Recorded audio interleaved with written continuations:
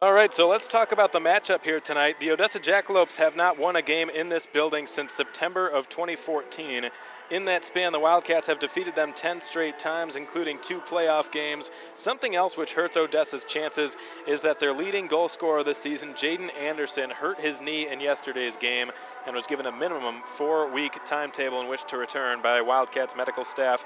Athletic trainer Brian Deathridge is the one who gave him that time frame. His goal-scoring prowess, Jaden Anderson's goal-scoring prowess, will be undoubtedly missed by the Jackalopes, especially going up against a pretty good goaltending tandem. Coinciding with Odessa's subtraction are 2 Wildcats additions, by the way. Coach Curtali and Dementis Sipos have returned from suspension and will be in action tonight. Former Lone Star Brahmas goaltender Austin Smith will also get his first start for Wichita Falls. He played a game at the Showcase, stopping 30 of the 32 shots that he faced against the Minot Minotauros. Unfortunately, he couldn't bring home the win for his Lone Star Brahmas team. We're not going to say unfortunately about the Brahmas' defeat very often this season. Looks like, or it seems like, Austin Smith had a pretty good showing up in Blaine in that one game that he did play. The 30 of 32, pretty solid save percentage in a very small sample size, albeit. But we're looking forward to seeing what Austin Smith can bring to the table for the Wildcats, who are still trying to increase their goaltending depth. In case you didn't hear last night, the Wildcats have named their leadership group for the 2016-17 campaign. Seasoned defenseman Seamus Donahue has been named team captain, while junior hockey veterans Ryan Burnett, Ryan Orgel, and Alexei Poikala have been named alternate captains.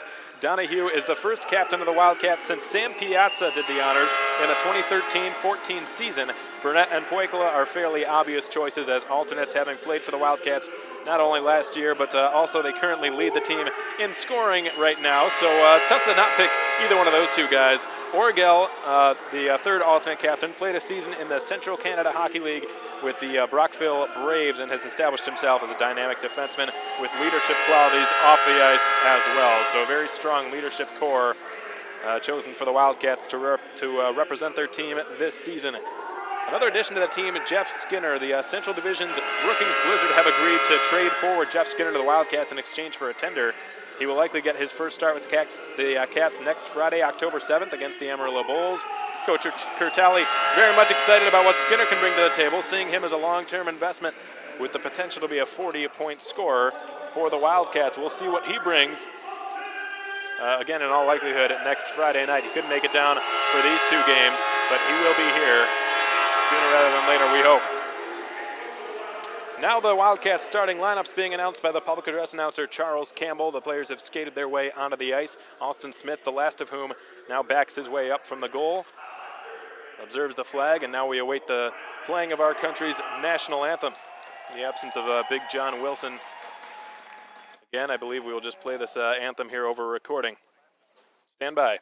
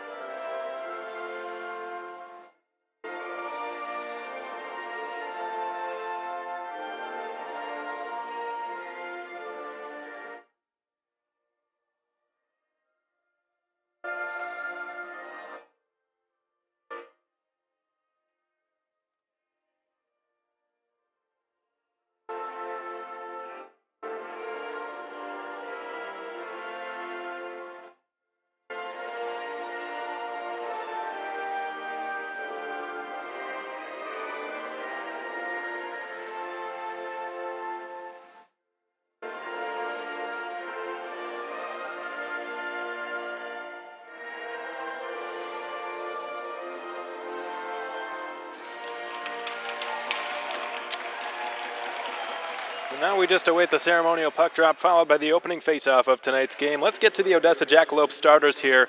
It looks like they will be starting Nick Klitschko's unit alongside Riley Bouchard and Ryan McKellar. Nick Klitschko, the San Diego, California native, will be centering that line. Ryan McKellar, the captain of the Jackalopes, had a pretty strong two-way hockey game last night against the Cats, though he was unable to solve Evan Moyes at any point throughout the game. It looks like they will be on defense. They'll be starting Zach Levin, veteran Jackalope, the Air Force commit. He will be starting on the left side. Connor Stewart, if I'm not mistaken, on the right, though I do not see him at the moment. As for the Wildcats, their starting lineup brought to you by Pelican's Restaurant. The Berndorf line, Alexei Poikala, Ryan Burnett, and Jonathan Bendorf on defense. Seamus Donahue, Jonathan Waring, and in goal again, it will be the new goaltender, Austin Smith, who was just recently brought on board from the Lone Star Brahmas. We'll see what he can do. Starting in net for the Jackalopes, by the way, don't believe I mentioned it, John Flackney, who's a returning goaltender for Odessa, played in a tandem with Dean Schatzer last year, the Dartmouth commit. Dean Schatzer no longer with the team. John Flackney is.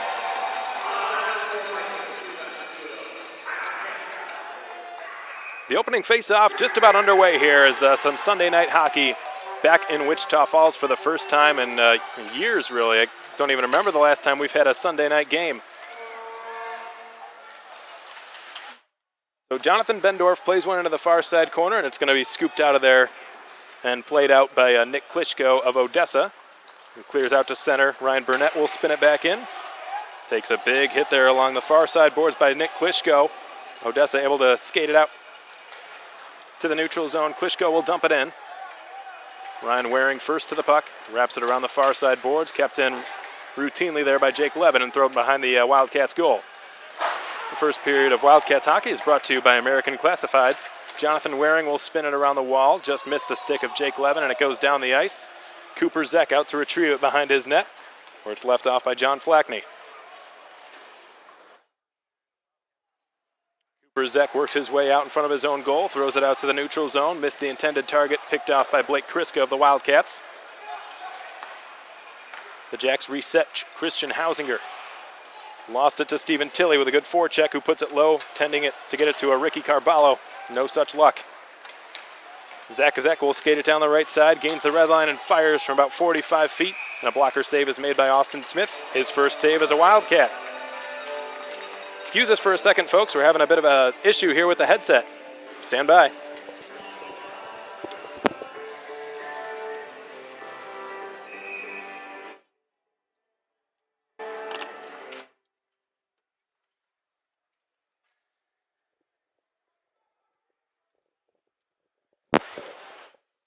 All right, sorry about that, everyone. We're planning on having a second period guest in Ryan Orgel, doing something similar to what Jonathan Bendorf did against Corpus Christi when the Ice Rays were in town before the showcase, but we're having some difficulties. I had his headset ready to go for period number 2, but well, the splitter's giving me issues. If there's anything more than one headset plugged into this soundboard, it breaks up really bad, so I'm not sure we're going to be able to have a guest in this second period. I'll see what I can do in the intermission. So Isaac Cabinia with a good steal. He had his second goal as a Wildcat last night on the empty netter to seal the deal. Cabinia has it now on the far corner. Sabadant crunches up Ethan Daniels down there. Now it's Chase Thudium for Odessa. Advances it up the left wall. The Jackalopes able to exit their own zone. Another good steal in the neutral zone. Isaac Cabinia finds Regula, who shoots. Just missed blocker side of John Flackney. Flackney yet to have to make his first save of the game. The Jackalopes have just iced the puck as Roman Canal is back to play it. We're 2.5 minutes into this hockey game, scoreless here in Wichita Falls. The Jacks with a 2-0 edge in shots on goal. Tony Curtali is back on the bench for the Wildcats. So that is good news. They've got their bench boss back in action tonight. We've also got the services of Demantis Sipus, who, despite winning yesterday's game, I'm sure the Wildcats missed.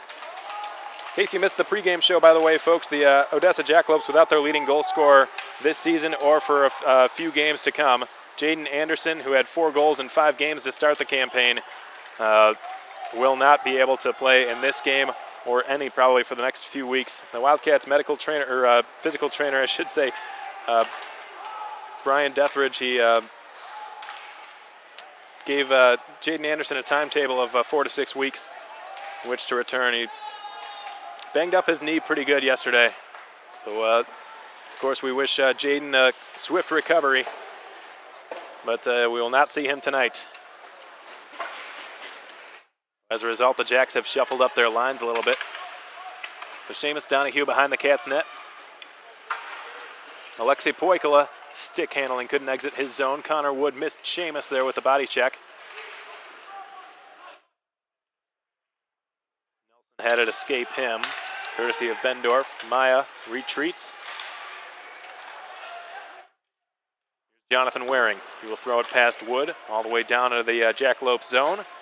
Nelson to assume command behind his net as he will reverse a pass. Jake Levin can't clear it past Sipus, who finds a wide open Bendorf, who's in. He shoots, save made, rebound. What a stop by John Flackney, who robbed Jonathan Bendorf with a couple of pretty good saves. Bendorf crunched up along the corner boards. A penalty will be called against Odessa for presumably a hit from behind or a cross check. I believe it's a hit from behind against Odessa. So Connor Wood to the sin bin.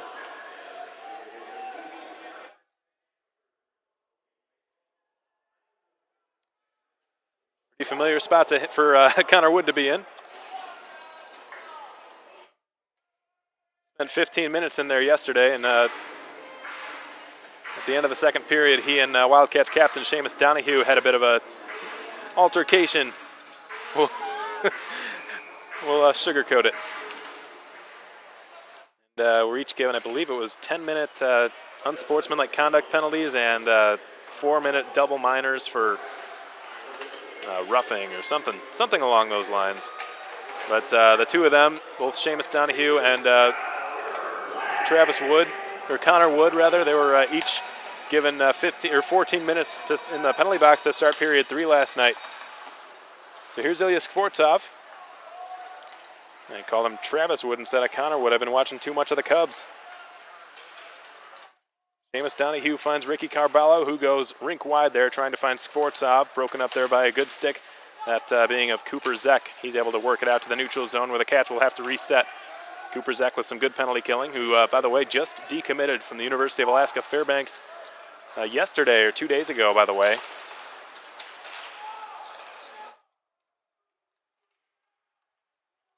Now Chase Thudium drives the lane, cuts the net, shoots, and I think he missed it there. I'm not sure. I don't think Austin Smith got any piece of it. Cats catch a break as Thudium nearly with a shorthanded goal. Here comes Carballo flying down the right side, dropping it off for Burnett, whose drive blockered away by John Flackney as the puck pinballs out to the right point where it's cleared by Thudium down the ice, and Stephen Tilley will be first to it for Wichita Falls. We're 5 minutes into period 1, still scoreless, 2-2 the shots. So I guess Thudium did miss the net after all. Smith didn't have to make the save. It would have been a tough one had he had to.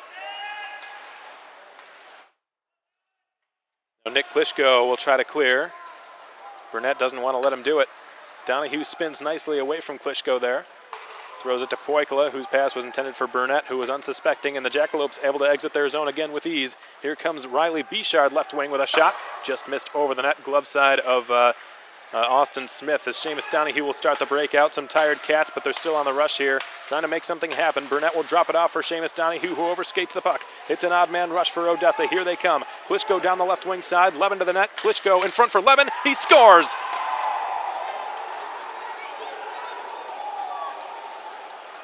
The Air Force commit, Levin with the goal.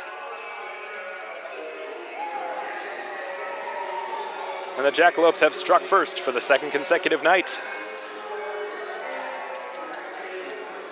Just after their penalty had been killed, that was nearly a shorthanded goal. Levin fed a beautiful pass by Nick Klishko, who had an excellent shift. Excellent job killing that penalty and is rewarded with an assist. The Jackalopes with a 1-0 lead about 6.5 minutes in to this hockey game.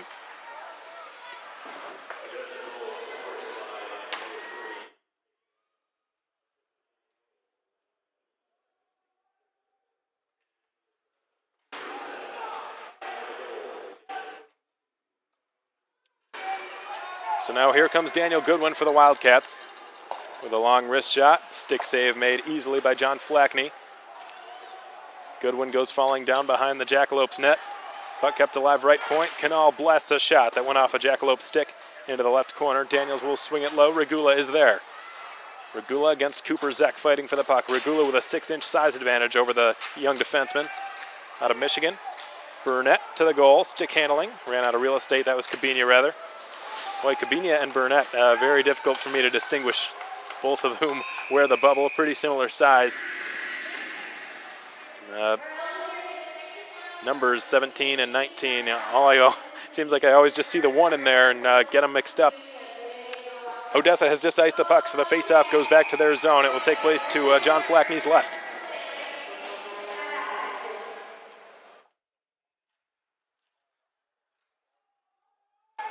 The Jacks end up with possession right off the faceoff. It's Connor Wood with it on his stick.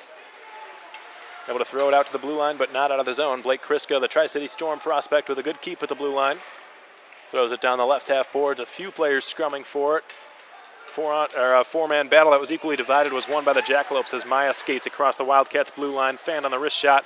I think Ripley might have lifted his stick from behind. Blake Ripley, who did not play last night for the Wildcats, back in the lineup. He's got to be pumped about that.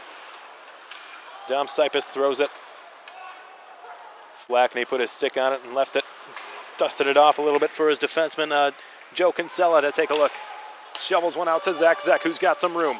Zach takes it wide, wheels his way behind the net with a wraparound try. Smith the save. It's punched out to the corner there for Zach Hines to throw it back to the point. The puck flutters its way into the near side corner in the Wildcats zone. Ilya Skvortsov searching for it. Hines met it first, a centering pass, a shot, and another goal. The Jackalopes with back-to-back goals. Austin Smith left, kind of hung out to dry there to make that save. Jackalopes with a 2-0 lead as we're not even halfway through this first period yet.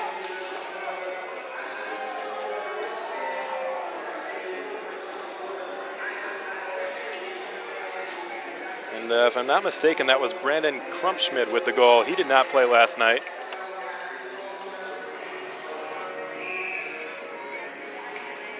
So the Jacks off and running.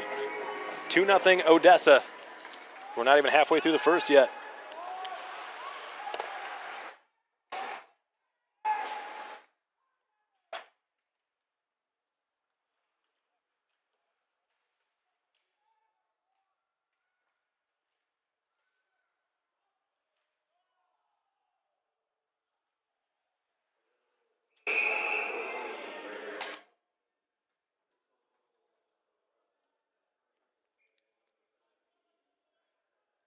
We knew that the Jackalopes were going to come out hard in this game. This is a building that they have not won a game in over 2 years, folks. The last time the Jackalopes have won a game at K. Yeager Coliseum, early September of 2014. They know that history is not on their side, and they know that they had a subtraction from their lineup, a significant one, and the Wildcats have had 2 significant additions. The Cats with Sipus and Kurtali back, the Jacks without Anderson. So they knew the odds were probably going into this game were not in their favor.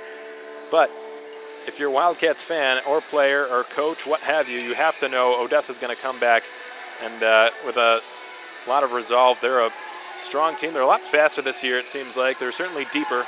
They have not had to rely so much on one line, it seems like they did last year with the Hampus Showdoll line. Here's Donahue with a shot.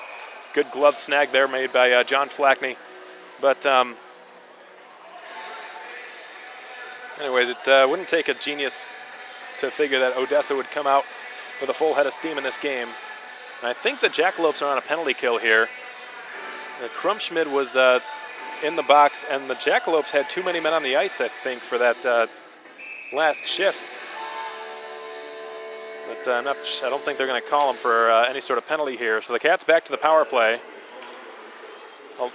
Poikala to Burnett in front for Bendorf, and he just missed the net on the left post. Poikala scurries over, tries to throw it low for Burnett, ends up with the puck. Now gives it to Burnett at the goal line, who returns it. Poikala swings it back up high for Donahue. Tees it up, doesn't shoot. Poikala left circle looking, and threw one off the pad of Flackney. The puck's been cleared by the Jacks down the ice, and they're going to work their way to the bench to complete a line change. 4 fresh bodies on the ice for Odessa. The Wildcats power play is brought to you by Starbright Cleaners, the likes of which they're 0 for 1 to start this game. Here comes Ryan Burnett down the right side, takes it past Cooper Zek and spins in the corner. As a result, he lost an edge. Tilly can't keep it. Donahue to reset out at center.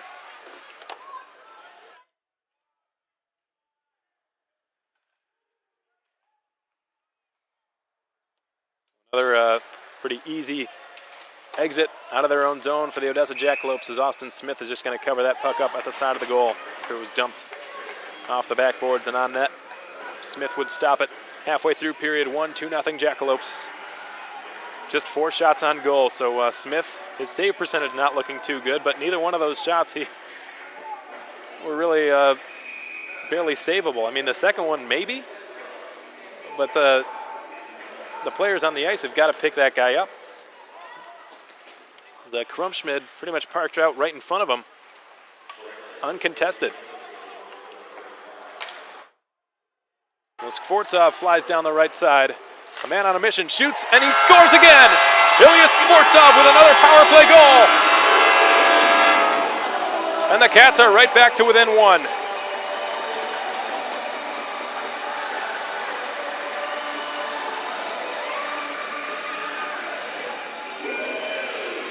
Skvortsov's second goal in as many games, and what a laser that is. And all the Jackalopes can do is feel sorry for John Flackney after that.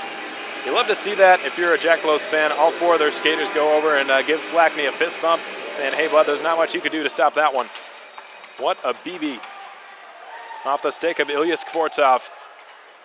So 2-1 the score now in favor of Odessa. Here's a chance for Zek. He's in, and he tucks it home. No, Smith stopped it. Oh, my goodness, you've got to be kidding me. Austin Smith with an unbelievable save on Zach Zek. Folks, that is one of the best saves of the season.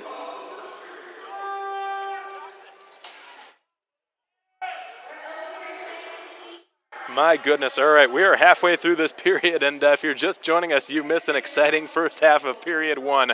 2-1 the score in favor of the Jackalopes, 6-5 the shots in favor of the Cats. Austin Smith just absolutely robbed Zach Zek. He had all sorts of room, left completely open. He was fed a nice pass. My apologies, I'm not sure who passed him the puck, but Zach Zek had nobody between him and Austin Smith, the Wildcats goaltender. He just skated it in all the way down to the net pretty much by himself. Got Smith out of position. Smith was out pretty aggressively. He was expecting a shot. Zach Zek didn't shoot it. He skated it all the way in. And Smith couldn't back up in time. Zek looked to have an empty net. Somehow Smith stopped it. I'm not sure how, but he did.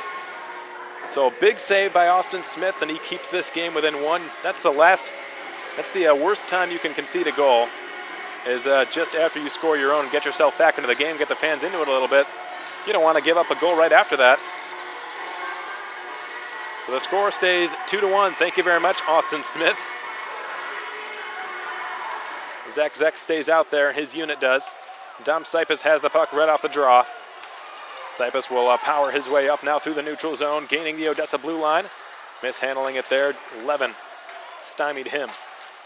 Jake Levin clears it out to the neutral zone, past the Wildcats blue line. Blake Kriska retreating in his own zone. Kriska spins away from Krumschmid, then he goes around the opposite wall. CJ Regula throws it off the stick of Kabinia down the ice, and Flackney is just going to hang on to that puck. 9:14 showing on the clock remaining in period 1. The Jacks with a 2-1 lead. Thanks for joining us, everyone. Hoping you're having a wonderful Sunday night. Alex Von Coydel on the play-by-play mic tonight. We're happy to have you with us.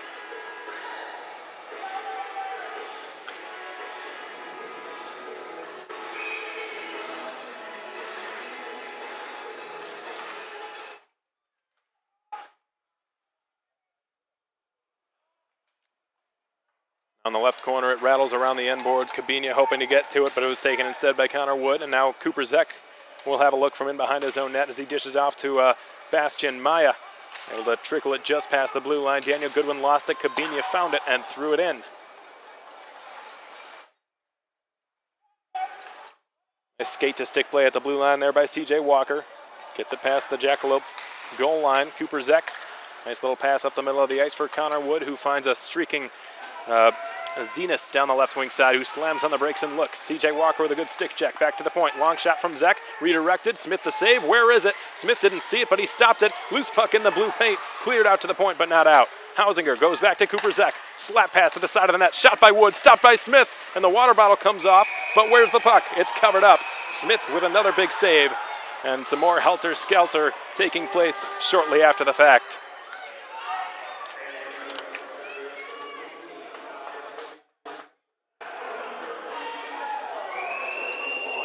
Welcome to the Wildcats, Austin Smith.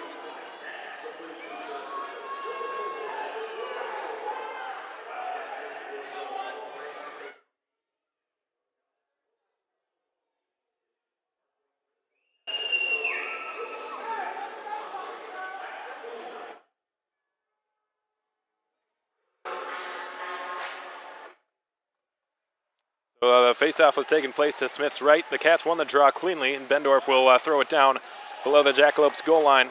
Swung around the opposite boards by the goaltender Flackney. Poikala jars it down to Burnett. Burnett chisels it along, and Poikala can't do much with it. Couldn't make a play. Neither could Bendorf. And here comes Chase Thudium of the Jackalopes. Waring interfered with him. No penalty will be called. Like Waring probably getting away with interference penalty there, it looked like. Nice interception there by Jonathan Bendorf, who backhands one beautifully onto the tape for Alexei Poikala, who's joined by Burnett on the rush. Poikala throws it to the side of the net and will try a wraparound. Flackney had the paddle down, made the save. Now it's launched up the wall, kept alive right point.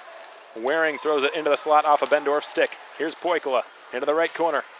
Poikala leaving it. Bendorf has it. Back to the blue line. Waring drives it. That one was blocked. That had some mustard on it. Holy smokes. Donahue to Burnett. Tries to throw it across. Didn't work out.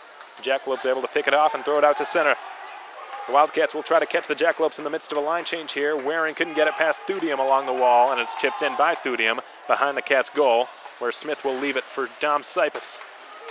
Jake Levin tees it up, slaps it well wide. Intentionally there. He gets it into the corner for his teammate Riley Bichard. Thrown out to center. Here's a breakaway for Ilya Skvortsov. That's not the guy you want on a breakaway. He shoots. Big save by John Flackney, and he jumps on it and makes the save. Skvortsov nearly with the second goal in the same period. And my goodness, look what we have here. Are you surprised one bit? Well, you shouldn't be.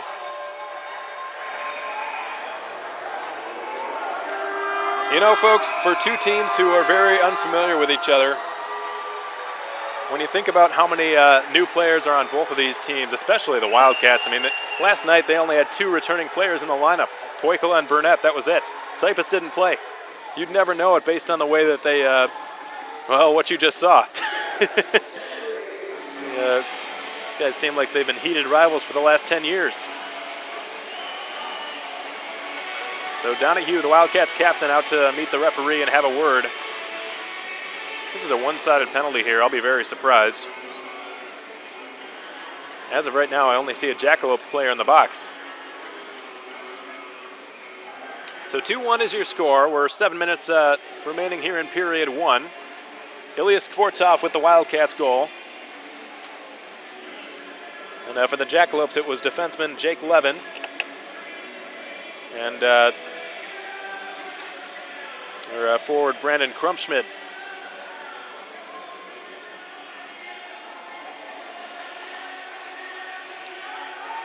And now there is a Wildcats player in the box, though I was unable to identify who it was. Kriska's going to go bring him a skate, or a stick.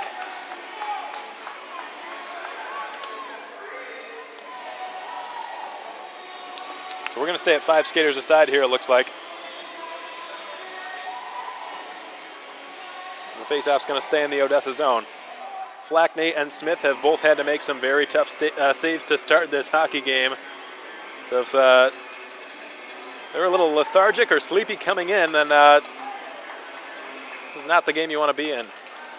Fortunately, neither of them really look like that. They both look to be pretty sharp here.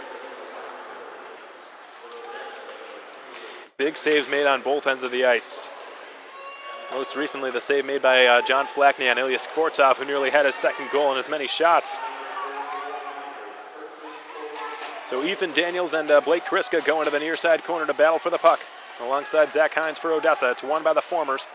And now Dom Sipus will skate it out Throw a lofty saucer pass diagonally now for Cabinia, who spins at the goal line in the Odessa zone. Drops it back for Canal, fresh off a line change. His shot sticked aside routinely there by Flackney as the puck bounces on top of the goal. Flackney hangs on to it from there. And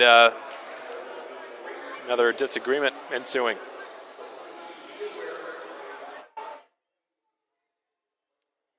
Cats have had a flurry of shots on goal, unanswered. Now with an 11-6 edge in shots, despite trailing 2-1. Odessa fans, sorry to remind you of this, but the Wildcats are very good at coming from behind.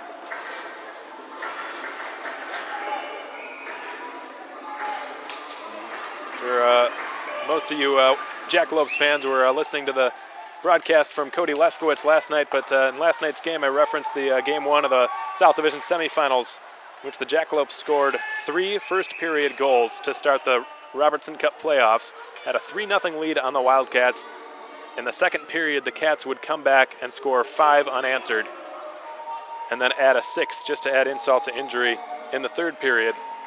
That was also the game which saw a legendary howitzer come off the stick of Jeff Baum that went through the net and came out the other side. Sorry to remind you of that, Jackalopes fans tuning in out there, but it's all for the purpose of constructing a narrative. Daniel Goodwin out to the side for a Canal. Fees with a shot just wide off the stick side of Flackney. Now Fees goes in, digs the puck free. Ripley interfered with by the referee. Jacks put it behind their own net. Christian Hausinger tries to clear. Maya couldn't do it. Ripley in the slot, shoved off the puck there by Connor Wood. An AHL veteran is Connor Wood. Played with the Rio Grande Valley Killer Bees before joining the Jackalopes. Could be a 2-on-1. Zenas springs Wood. Oh, just beyond his stick there. Went off his skate. Wood would have had nobody to beat but the goaltender on that opportunity. Nice little play there by Zenas. Tipped into the offensive end. Smith wants an icing call. He'll get one as Canal is back to play it. 5:19 showing in the first. 2-1 your score in favor of Odessa. They scored the first 2, the Cats with the last one. First it was Jake Levin, then it was Brandon Krumschmidt, and then it was Ilya Skvortsov for the Wildcats. Poikala wins the offensive zone draw, but it just eludes the reach of Seamus Donahue, so Waring will play it in the neutral zone. Finds Burnett in across the Odessa blue line. Burnett goes into the corner, plays the puck behind the Jackalopes goal. Poikala will dish it back to the point for Seamus Donahue as it bobbled over his stick. And back out to the Cats' end. Donahue has a look, leads the rush himself, does a nice little half spinorama and then shoots. Nice little save made by John Flackney. Boy, how about the hands on Seamus Donahue? You'd never know he was a defenseman with moves like that.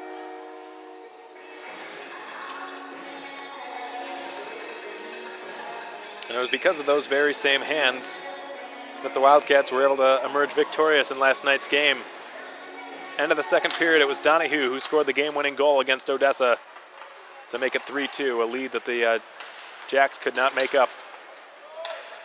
Ryan Burnett in the right corner in the Odessa zone is pinned up from behind there by the Jackalopes number 9, Rowan Savadant.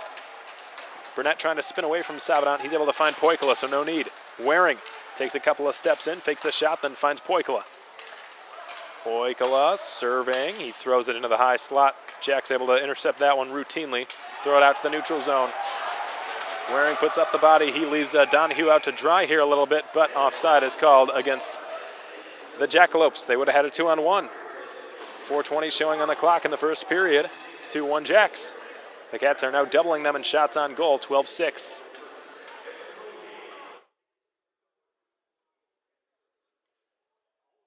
A reminder to you Wildcats fans out there, a fire pit has been generously donated by a longtime season ticket holder of the Wildcats, Tim O'Hara. He did so last year. He's done it again this year. Those tickets are available at every single Wildcats game up until November 26th, the day of the auction. But tickets are $2 a piece and can be purchased from the guest services table here at K. Yeager Coliseum. Sipus keeps it, unloads a long wrist shot. Just missed the net of John Flackney. Now Jackalopes captain Ryan McKellar will drop it back for Jake Levin. One of the 2 goal scorers for Odessa this evening will throw it out to Ryan McKellar in front of his own bench. McKellar back for Levin, who turns up ice. Gains the logo. Now the Cats blue line with a wrist shot into the glove of Austin Smith, who gets a round of applause from the KYC crowd. Well, for a Sunday night game, not a bad turnout here at K. Yeager Coliseum. An unfortunate situation to have to schedule this game for a Sunday night. For those of you Jackalopes fans out there tuning in wondering why this game is on a Sunday night, I know I've mentioned it to a lot of the Cats fans, but Friday night was the Ryder Old High School football game, which, speaking with athletic trainer Brian Dethridge about it yesterday, who's lived in Wichita Falls for virtually his whole life, he told me that it's the number 3 ranked high school football game rivalry in the state of Texas, and that's saying something. I think number 2 is the Permian Basin Midland. Sure, you Jacks fans can attest to that better than I could. Looks like the Wildcats are going to go to the penalty here. The penalty kill, I believe. But that game was scheduled for Friday, the football game, so we didn't want our fans and our audience, who a huge chunk of them went to one of those 2 high schools, we didn't want to force them to choose between coming to the Cats game on Friday and going to the football game on Friday, so we decided to switch the Friday game to a Sunday night game, so they had a chance, at least an opportunity, to come to both.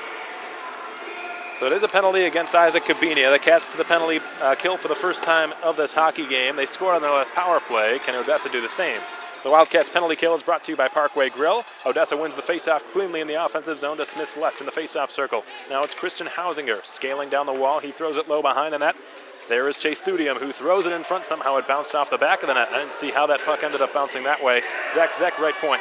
Tries to return it for Hausinger, all the way through for Thudium. He looks from the goal line, throws it out in front. Beautiful pass. What a save. Rebound score. Christian Hausinger off the rebound. Smith with a great save, but couldn't control the rebound. Bounced right to the stick of Christian Hausinger, who has just scored a power play goal to regain a 2-goal lead for the Odessa Jackalopes. 3-1 your score.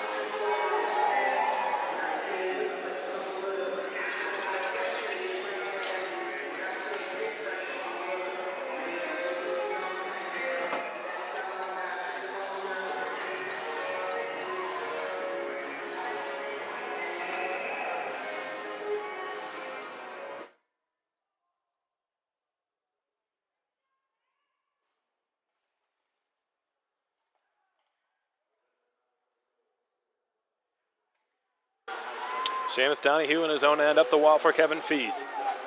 Pushed a little bit too far for C.J. Walker. Here's Zach Zeck off the intercept. Good stick by Jonathan Waring, and here comes Walker. The ex-Notre Dame Hound, the the Des Moines Buccaneers prospect. Lost possession in the far corner. Nice keep by Kevin Fees. The reason I said Boise, I was thinking his hometown, Boise, Idaho. Walker tried to feed it through. No luck. Ripley with a shot. Pinballs off the stick of Kevin Fees and well wide. Fees will turn and shoot. Bounces up and over Flackney. He looked like he was playing juggle with that puck. Net was knocked off its moorings the entire time, it looked like, so the goal probably wouldn't have counted had it gone in.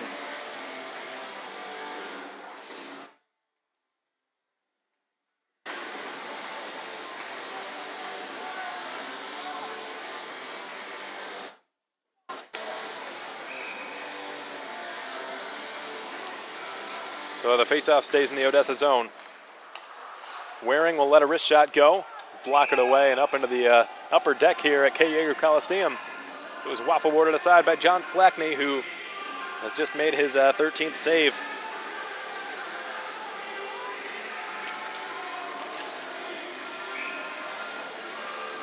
So Ethan Daniels lines up to take the faceoff. Cats trailing 3-1. Christian Hausinger with the last goal for the Odessa Jackalopes on that power play.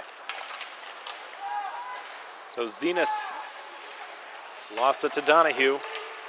Throw it up and off the boards. Connor Wood read the play like a book. He goes down. Good hit by Donahue. Puck rolls loose. Tilly outlets it for Ilya Skvortsov, who gains the blue line with Daniels onside. Here's Tilly throwing it on goal. Easy stick save made by Flackney. Back to Skvortsov, who tried to throw one backdoor. Slip it through for Tilly. No such luck. Good read. Good pick by Zenas. The Jacks on a delayed offside. They're good to go now. Thrown behind the Wildcats goal line for Dom Sipis to play it with 90 seconds to go in period 1. The veteran blue liner, Dom Sipis, the ex-Team Lithuania captain, threw it out to the neutral zone, but no further. It's taken over now by Odessa's Jake Levin. Here's Joe Kinsella. in past the Cats goal line. Blake Kriska arriving first, but he lost possession. Turning and shooting it there was Odessa's Chris Donaldson. Smith with a big save.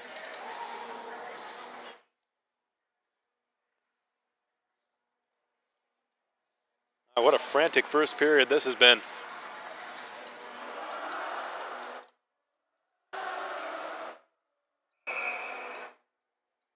Isaac Cabinia against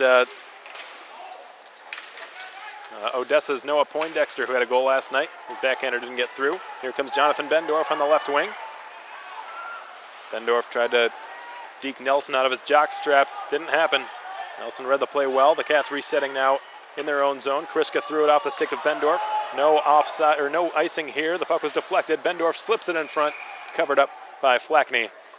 Nice little clever play there by Jonathan Bendorf, the young New Jersey native, nearly able to find Isaac Cabinia wide open.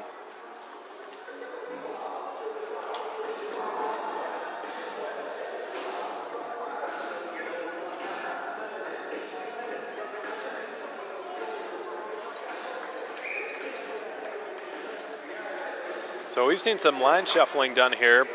Bendorf is no longer on with Poikala and Burnett. He was on with Regula and Cabinia instead. So Kevin Fees is alongside Poikala and Burnett as we speak. Here comes Ryan McKellar. Tried to throw it across. Good diving poke check made by Jonathan Waring. We're seeing a lot of odd man rushes here for the Jackalopes. That was one of the problems the Wildcats faced in the showcase, was giving up too many odd man rushes, and probably because of the fatigue factor. The defensemen especially were really just gassed with the amount of ice time they had to play, and the amount of games the Wildcats have had to play, which is more than any team in the North American Hockey League at the moment. This will be their 10th game tonight. Once tonight's game is over, 1/6 of the Wildcats season will be done. Hard to believe. Poikala wins the defensive zone draw. Waring blasted around the wall, kept alive by Cooper Zek, who cuts into the slot, backhands one for an unsuspecting Klitschko there. Just a little bit too far in front of him. Klitschko has it in the left circle. Donahue guns it down. Beats Klitschko to the puck. Ryan McKellar has it. Left corner. Looking. Didn't want to give it to Hausinger there. Two of the three Jackalopes goals have come off the sticks of defensemen. Christian Hausinger and Jake Levin. Donahue pinned up. He's just going to try to eat up the rest of this time here. 3 seconds and 2, and that's going to wrap things up. The first period of Wildcats hockey, brought to you by American Classifieds, has come to an end. So has the La Quinta Inn and Suites last minute of play. 3-1 the score in favor of the Odessa Jackalopes, who, despite trailing the Cats in shots 14-10, have been able to get out in front and really put the pressure on Austin Smith and make his life very difficult. We're going to step aside real quick, folks. When we come back, we'll have updates from around the league, though there are not really any other games going on tonight. We'll update you on what has happened around the league this weekend in the North American Hockey League, and we'll talk about what both teams will have to do in period 2 to get this game in their favor. In the meantime, stay with us, everyone. We'll be back.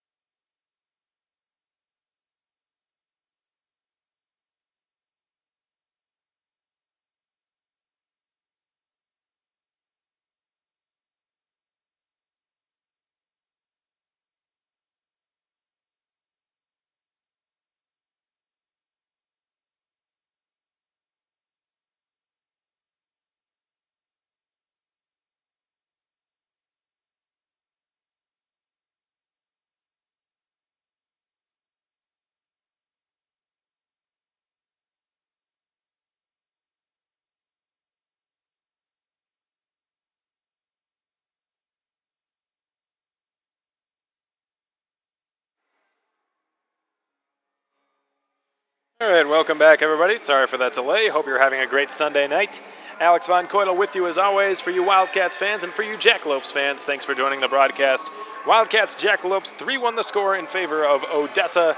3 goals in that first period, and that doesn't even come close to telling the whole story of what happened in the first 20 minutes. Holy smokes, that was one exciting period of hockey, folks. My buddy Cody Lefkowitz, the Jacks announcer, he's going to be upset that he missed this one. No question about it. Christian Hausinger, the most recent goal scorer for the Odessa Jackalopes off that big juicy rebound conceded by Austin Smith. Hausinger able to jam it home for his first goal of the season. The Anchorage native giving the Jacks an insurance goal to go up 3-1 in the game. Brandon Krumschmid also scored for Odessa, his first, and Jake Levin scored his 3rd goal of the season. He's had a lot more than that, has Jake Levin, a returning Odessa defenseman who had a pretty strong season last year for the Jackalopes. He scored as well. He was the first one to tally on it was basically a short-handed rush, but the power play had just concluded, so it was tallied as an even strength goal, though it might as well have been a short-handed goal scored by Jake Levin, who was set up beautifully on that 2-on-1 by Odessa's Nick Klitschko. The Wildcats' goal came off the stick of Ilya Skvortsov, who just ripped it from the right circle. Last night it was a left circle snipe. Tonight, right circle snipe. He can shoot from everywhere, folks, and he's not afraid to do it. 2 beautiful shots, 2 goals in as many games for Ilya Skvortsov, 3 on the season. He's having one heck of a start to his campaign. Very promising career for Ilya Skvortsov in front of him. There's no question about it. So 3-1 is where we're at right now. The Cats with an edge, 14-10 in shots, but they have not yet had a lead in this hockey game. We'll see if they can change that in period 2. Tony Curtali is known for his inner period adjustments. We'll see what tricks he's got under his sleeve, or up his sleeve rather, as the second period nears. In the meantime, let's go over what's gone on in this league over the last few days here, shall we? This is the only game tonight. Being a Sunday, it's really what you'd expect. There were a few matchups last night, the first day of October, quite a few. Let's start with the South Division. The Amarillo Bulls and the Topeka Roadrunners squared off last night. 6-1 was the final, so Amarillo really got smoked ultimately. It was a close game for a while, but Topeka on home ice in front of their home fans just really cranked things up and rolled to a 6-1 victory over the Amarillo Bulls, who have been a pretty pleasant surprise for a lot of fans out there. Amarillo was a very poor team in the division last year. They struggled all season long. They just couldn't get anything going.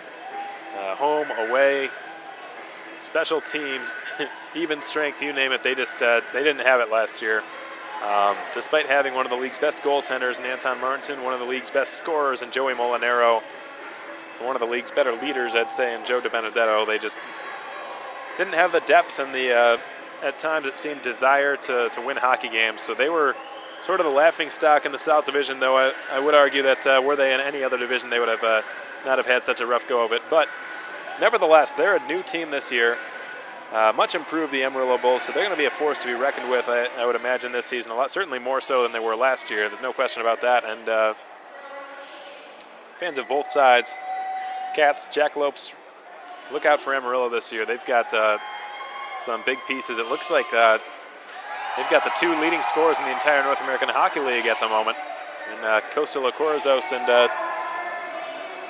and George Mika, the veteran. So they're nothing to scoff at this year, that's for sure. Although they did have a very rough go of it last night, it appears, at the Kansas Expo Center. Looks like that was all in way of South Division games. So let's go out to the East. The Aston Rebels hosting the Northeast Generals, who have had a very rough go of it to start their season. Have not won a game yet, and they were smoked by the Aston Rebels in Aston. 7-1 was the final score. The Springfield Junior Blues ousted the Minnesota Wilderness by a final of 4-2. In Springfield last night, the Janesville Jets roared over the Brookings Blizzard 7-2 at the Janesville Ice Arena. It looks like a lot of home victories last night. Only one team, I should say, won a game on the road. That was the Cooley Region Chill over the Minnesota Magicians. Aside from that, every other home team would win, including the Bismarck Bobcats 4-3 over the Austin Bruins.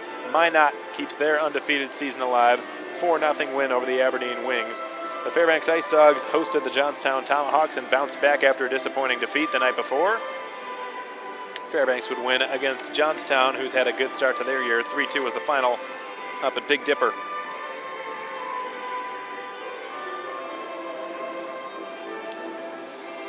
New Jersey Titans, my mistake, were another road team to win their game. So two road teams won last night. New Jersey 4-1 over the Kenai River Brown Bears.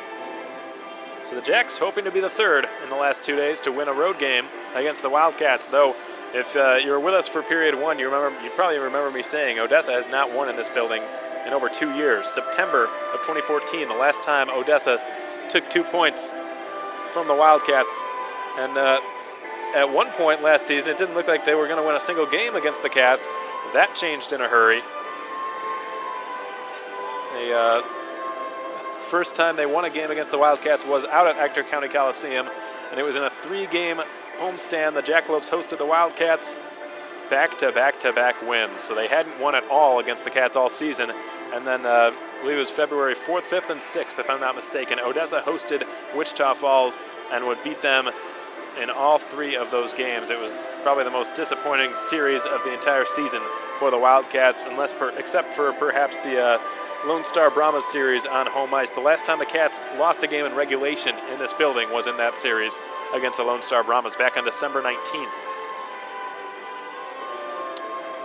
After which they would go on a 20-game home winning streak, which to my knowledge is still the longest home winning streak in the North American Hockey League in the history of the league. I found a couple at 19, the Lone Star Brahmas in 2015, and the Mahoning Valley Phantoms, who do not exist anymore, back in 2007.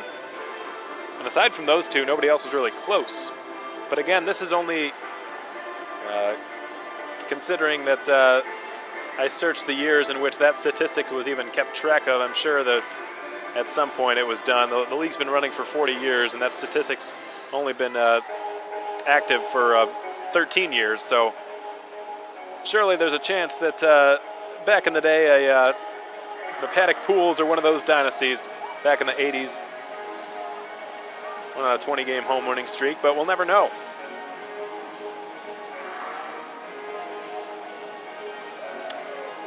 Anyways, back to more relevant things. The Wildcats and the Jackalopes, second period hockey just 6 minutes away. We're going to step aside again, folks. Again, we hope you're having a great Sunday night. Stay with us. We'll be back in just a few minutes to bring you second period hockey here at K. Yeager Coliseum.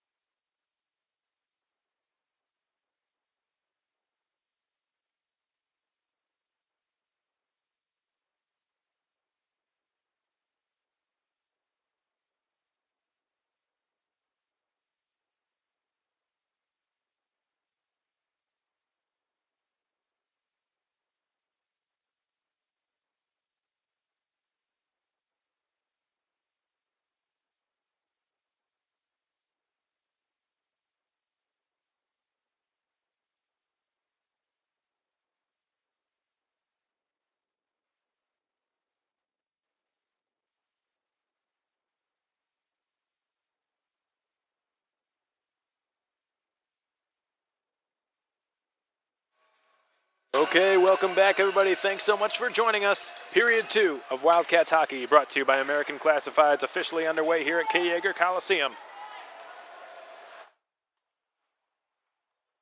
As Bichard dumps it behind the Cats' net, they're going to exit their zone here. Jonathan Waring leading the rush, the defenseman, takes a check, loses the puck. Burnett follows up and shoots. It was blocked by Levin's stick. Now it's swatted in behind. The Jackalopes will try to clear. Alexei Poikala digs the puck loose and swings it back to Waring at the right point. Waring returns it. Poikala gives it back. Waring the shot, blocked by Riley Bichard.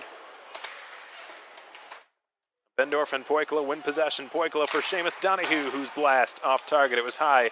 It skitters away from Jonathan Bendorf, who's back on the Poikala line. Saw some line jumbling done earlier in the first period. Looks like that's come to an end here. Some of the lines have been reset by Tony Curtali and the Wildcats. So a four-man puck battle that's equally divided. 2 Jackalopes, 2 Wildcats, and the Cats end up with it. Poikala behind his goal line. And the veteran center really overskated the puck there a little bit, able to advance it as far as Donahue, who will crisscross his way past Cooper Zek. Zek takes him all the way into the corner. Ricky Carballo is there to fetch it. Cooper Zek and Ricky Carballo both prying for it. Cooper's older brother Zach is in there as well. Carballo still wins it and threw it out in front where it's picked off by Zach Hines, who will skate it out past his own blue line, eluding the back-checking stick lifting of Ilya Skvortsov. So Evan Moyes back in the game, folks. Smith has been pulled. The puck's been cleared down the ice. The speed of Ricky Carballo able to negate the icing. He took an ugly-looking hit into the end boards. No penalty called. Good to see Carballo was able to skate under his own power after that. So Moyes is going to cover the puck up. Tough go of it for Austin Smith, no question about it. I don't think he got pulled after giving up that third goal. I certainly didn't see it if he did, but Moyes is in the game now. And you know, that's tough for Austin Smith. I didn't really think he played too poorly.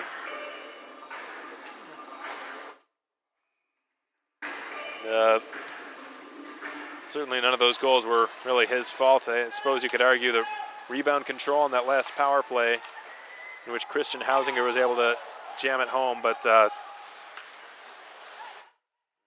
it just looked like an unfortunate bounce for Smith. So his night is done. Evan Moyes, who's been the anchor that has kept the Wildcats floating, back in net. CJ Regula unable to intercept the outlet pass by the Jackalopes. I think that puck might have ended up in the Cats' bench, so we get a whistle and a stoppage of play. 2.5 minutes into the second period, 3-1 your score in favor of the Odessa Jackalopes. We hope you're all having a great Sunday night. For you Wildcats fans, the Cats are back at home on Friday night against the Amarillo Bulls, so a very short week upcoming. Right back at the office tomorrow morning for myself and the rest of the Wildcat staff to get ready for Amarillo on Friday. Fees will chip it back along to a Roman Canal. Fees gets it back and will fire. It bounces well over the net into the other side. It's thrown low and taken by Blake Ripley. Ripley puts it into the paraphernalia of Connor Wood, who tries to clear. Good keep by Canal. Canal is a left-handed shooting defenseman, but he's playing on the right side because Orgel is suspended. Ripley with a good toe drag with a shot. Big save made by Flackney, and the puck punched out to the right side. The Jackalopes try to clear off the stick of Connor Wood all the way down the ice. Moyes will sweep it along the wall. Daniel Goodwin tries to clear, kept in by Bastian Maya. Ripley one-hands it past the stick of Joe Kinsella. The Jacks were on a delayed offside. Now they're good to go. Maya chips it for Zenas. Zenas lost it to Goodwin, and the puck's been cleared. The Jacks will have to reset. And they have just iced the puck. Roman Canal's got to hurry. He's not going to win this race. Connor Wood shovels it into the slot, trying to get it there for his teammate Wood in front of the net. Shoots, saved by Moyes. Rebound sent wide by Wood. Picked up by Goodwin. Crisis averted. What a save made by Evan Moyes on Connor Wood.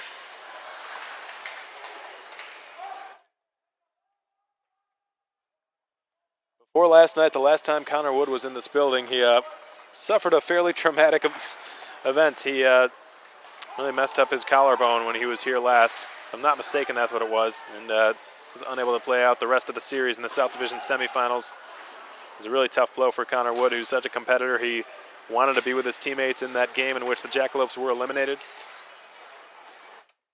South Division semis last year on April 22nd. Poikola's high stick, nothing called, and the Jacks are going to get a 2-on-1 out of it. Here comes Ryan McKellar down the left wing. Donahue lifts his stick. McKellar the shot, pad save. Moyes, who's just pummeled into the net. He stands his ground and makes the save. Oof, boy, the referee missed a clear high sticking call there, folks. Poikola is not, he's the last person that would try to embellish or draw a penalty when he believes there should have been one. He clearly got hit with a high stick. I saw it hit him. Couldn't tell which jackalope it was that got him up high there, but very clear penalty missed by the referee. And not only that, but the Jacks able to get a 2-on-1 out of the no call. And that's the whole reason Alexi lost the puck in the first place. Big break for Odessa, but they're unable to capitalize off of it. So the face-off to Moyes' left.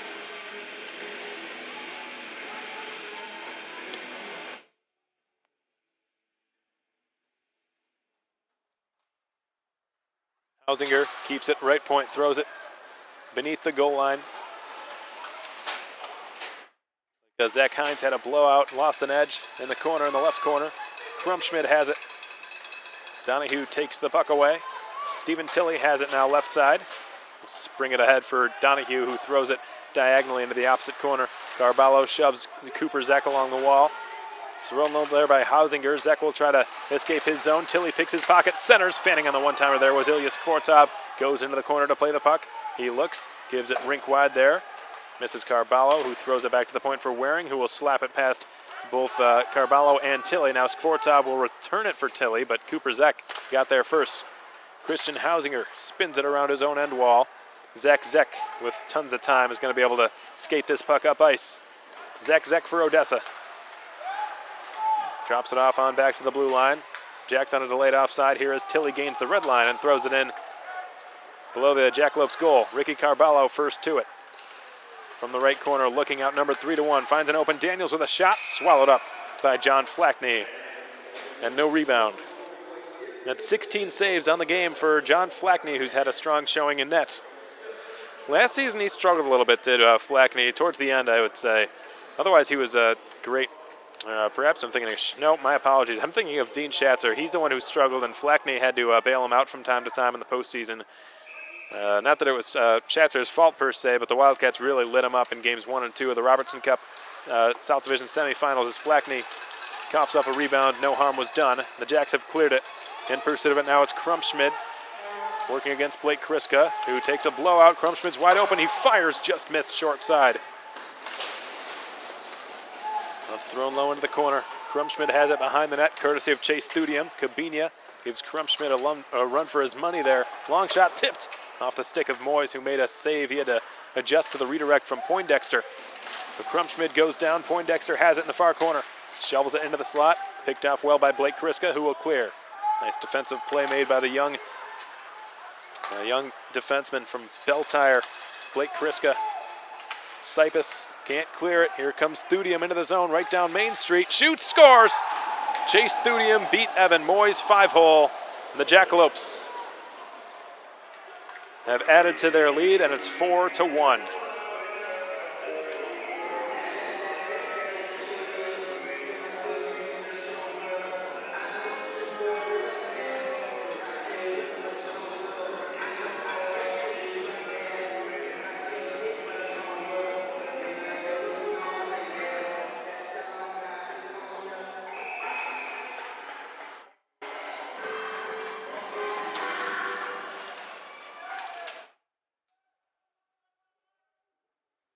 Boy, what a shot by Chase Thudium. That had some mustard on it.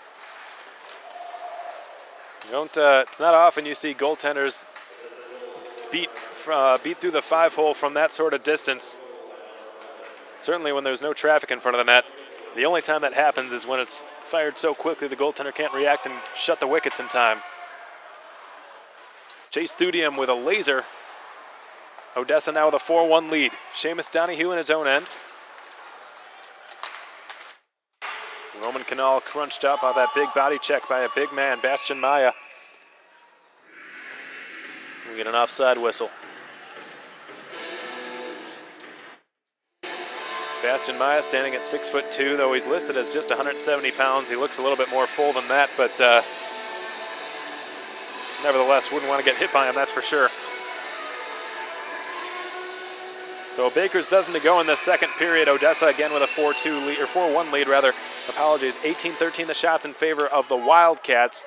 John Flackney has been on his game tonight. So Poikula beats out Christian Hausinger to the puck. As it saucers its way now to the near side, Poikula and Cooper Zek fighting for it, a couple of veterans. Oh, and we've got a fight breaking out. Immediately, Seamus Donahue takes his counterpart down. How about that? Oh, captain, my captain, Seamus Donahue just brought down Riley Bichard down to the ice within seconds. He's already off the ice, so is Bichard. They both scurried on out of here. My goodness. Before I even realized there was a fight breaking out, Donahue was already taking Bichard down to the ice. How's that for leadership?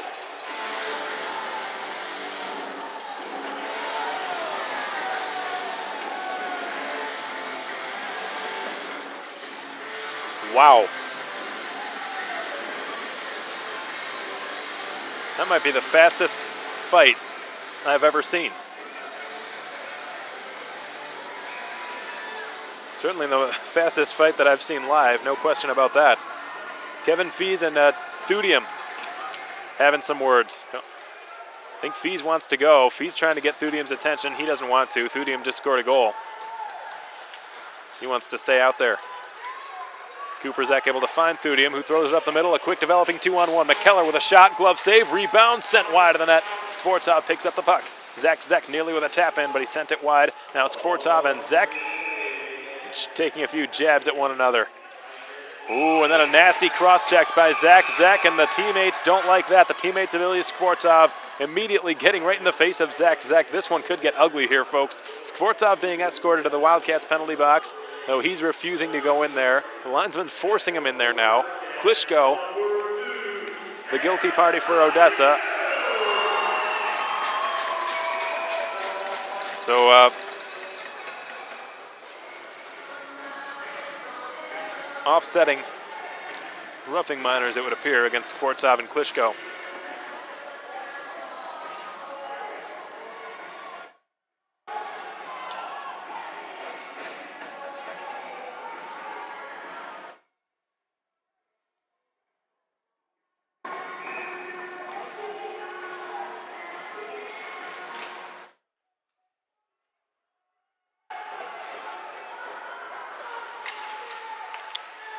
So here's Rowan Savadant. Bastian Meyer overskates the puck. Long blast from Goodwin. Didn't get through. Pushed wide with some speed, but not on target. Regula will try to throw it back to the blue line there for Daniel Goodwin. It was between he and Waring, so Goodwin has to fetch it in his own end. So while that fight by Seamus Donahue undoubtedly raised the players' spirits a little bit and got them back in the game for the Wildcats, that doesn't change the fact that they have lost their number one defenseman for the rest of the period. There's a broken stick out there on the ice. Odessa able to clear beyond their own blue line. Roman Canal throws it back to Kevin Fees. Now Roman Canal on a 2-on-1 developing. He's got Daniels with him. Canal for Daniels. Play broken up by a diving stick check made by Joe Kinsella. Just got his stick on it, did Kinsella. Maya. Back to the blue line, long shot blocked by CJ Regula. Maya was more interested in hitting Regula than getting the puck. As a result, Canal ends up with it. Canal will try to throw it across the ice. Stephen Tilley is there in the left side corner. We'll put it in behind Carballo, catching up to it. He's hooked down, no penalty. No, there will be a penalty. Cyprus' long shot blocked. And another scrap here. Everyone going at it now. Everyone, chaos going on right now, folks. Connor Wood, Ethan Daniels throwing punches left and right. Down goes Daniels. Wood with the winner on that one. But holy smokes, this is getting ugly. Nobody is pulling their punches tonight. Carballo is done. There's another fight going on in the crease. I can't identify either one of those players. Wood's getting sent off.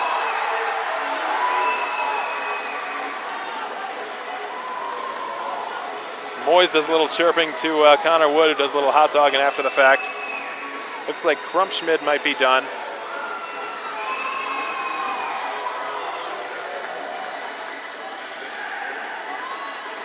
The sticks and gloves all over the place right now, folks. Down on the right side, you're seeing it now on fasthockey.com. This game's not even halfway over yet. 10:48 to go in the second period. The fans are loving every bit of this. They don't even care what the score is.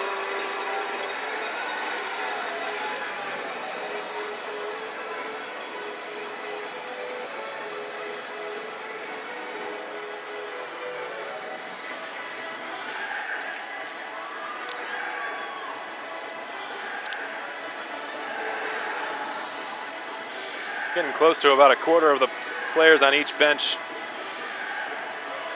Not there anymore. Not to mention the players in the penalty box right now. For Odessa, we know for sure Bichard and Wood are out. We know for the Wildcats, Ricky Carballo, Ethan Daniels, and Seamus Donahue are out. So without Donahue, Poikala is the de facto captain. And Zach Zek is joining Poikala over there, waiting for the decision.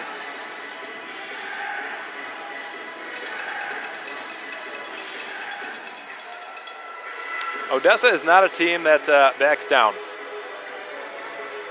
And with the new style of the Wildcats, they're not either. But last year, I'm sure you Jackalopes fans listening remember this. Last year there was a line brawl in suburban Fort Worth at the Nitec Sports Center against the Lone Star Brahmas. I remember it specifically. It involved Connor Wood, it involved Cooper Zek, it involved Jake Levin, and blanking on a couple of the other guys that were involved. But it was a line brawl. 3 players going at once, and a few extra ones transpiring shortly thereafter resulted in a couple of suspensions. And based on the way this game is going, I wouldn't be surprised to see 1 or 2 handed out at the end to either coaches or players or both. Fortunately for the Jackalopes, they do have an assistant on board this year.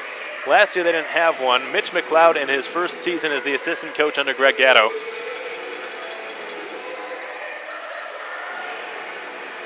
But holy smokes, would you believe it, this game not yet halfway over.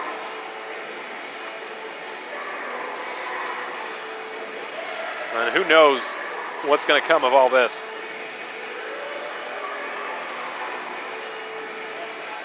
But both benches now significantly shortened. The Wildcats without their number 1 defenseman, so that's a big blow, especially in a game where they've struggled to keep the puck out of the net. The Jackalopes without one of their heart and soul guys in Connor Wood. Donahue and Wood, that was not... they're both gone, and they've both been given 10-minute penalties for the second consecutive night. Last night at the end of period 2, Donahue and Wood got involved behind the Jackalopes goal at the end of period 2. And would sit for the majority of the third period.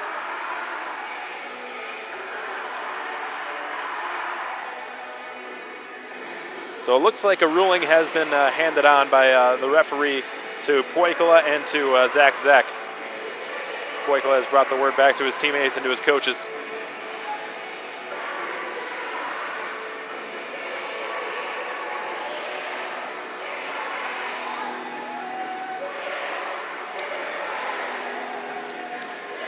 Tell you what, folks, I covered this team for you Wildcats fans last season. 70 games, if you count the preseason. Never once saw anything like this.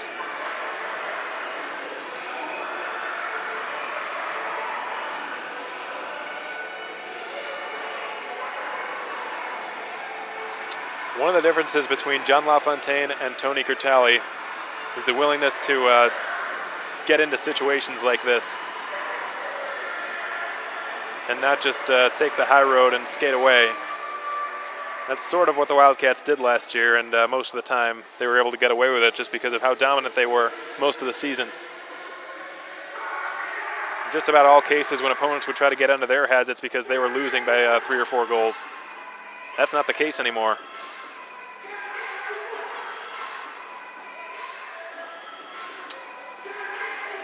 So we see a significant shortening of players on both benches, particularly on the Wildcat side. And once the scorekeepers, who are going to be very busy over the next minute or so, get all the information plugged in onto the Hockey Tech, we'll be sure to update you on everything that was ruled by the referee and the linesman.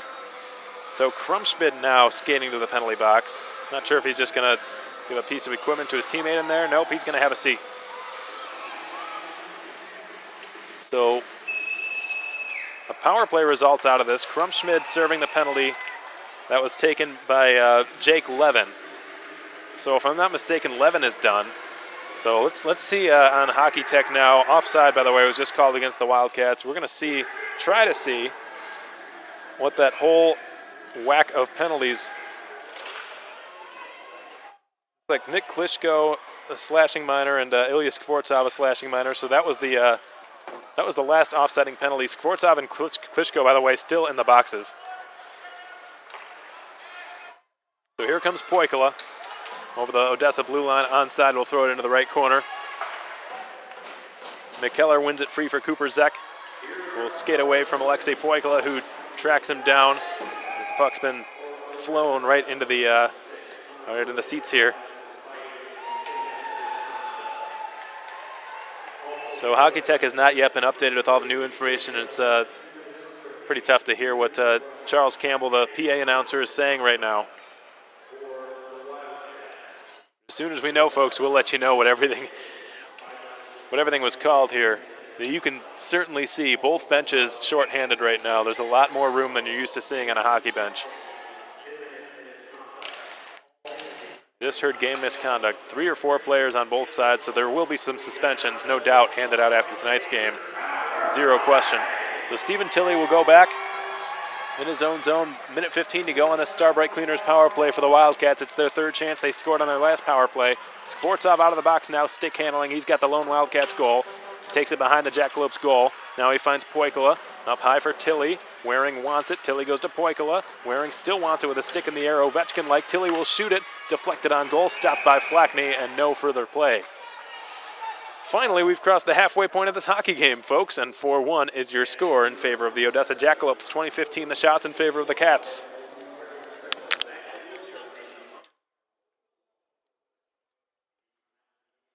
Don't forget, Cats fans, Back the Blue Jersey Night, Saturday, October 15th, right here at the K. Yeager Coliseum. Wear your Back the Blue t-shirts, available now at the Roar store. Long shot by Tilley, deflected wide by Burnett. In front, backhand shot, didn't get all the way through to Flackney. Zach Hines pinned up there by Skvortsov. Burnett shovels it low for Alexei Poikala, who couldn't slip back the return pass. Zach Hines will try to clear, didn't succeed. Waring with a good keep at the blue line. The skate played it along. He's trying to get it through Zach Hines. He did, but the puck was eventually cleared there by Joe Kinsella of the Jackalopes. Tilley back in his own zone, has it. Now for Waring. Going to see a lot of ice time for number 4 in white, Jonathan Waring. Now that Donahue's night perhaps is over. Poikala gains the blue line, fighting hard to do so, but he went tumbling down after doing so. And the Jacks are going to be able to clear it once more. Waring out at center. Now for Ryan Burnett. Poikala heads to the bench for a line change. Burnett takes it wide and throws it through the goal mouth all the way out to the other point for Dom Sipus. Sipus wanted Kriska to keep skating, but he peeled off, saw the threat coming, decided to play it safe. Here's a shot from Maya, wide of the blocker side. Krumschmidt goes into the corner to get the puck. Dom Sipus will end up with it. He throws it out to center. Skvortsov's got to hurry to try to negate the icing, but Flackney will play it regardless. Flackney put it low for Nelson, and now the Jacks will clear. Bastian Maya, the Frenchman, out to center for Kriska. Will bounce it back in. 8:15 to go in the second period. The Cats have just iced the puck. 4-1 the score in favor of the Odessa Jackalopes.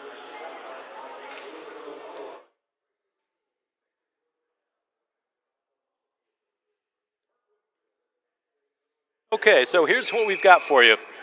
Jake Levin given a 2-minute tripping minor, so that's what that penalty was just for, but it wasn't served by Levin, it was served by Krumschmidt. Connor Wood given a 5-minute fighting major and a 10-minute misconduct. Ricky Carballo given a checking from behind, a 10-minute misconduct, and a 2-minute cross-checking minor. Ethan Daniels given 5 minutes for fighting and a 10-minute misconduct for fighting. A lot of information thrown at you. there you have it. I feel like there should have been even more than that, to tell you the truth. I didn't see the Wildcats serve any 2-minute penalty. There might be an inaccuracy on that. Wouldn't be surprised given the amount of penalties that were there. So Skvortsov drives it for C.J. Regula. Cooper Zek is shoved by Isaac Kabinia. Now it's back out at center for Daniel Goodwin. Had his pocket picked by Zek. Throws it into the offensive zone. Kevin Fees slides it up ice there for Regula to tip it into the Jackalopes end. Cooper Zek gives Regula a shove. The puck's been thrown down the ice. Moyes will play it. 7:25 to go in the second. 4-1 the score in favor of the Jacks. Well, if this is how Sunday nights are going to be, we should have more of them, eh?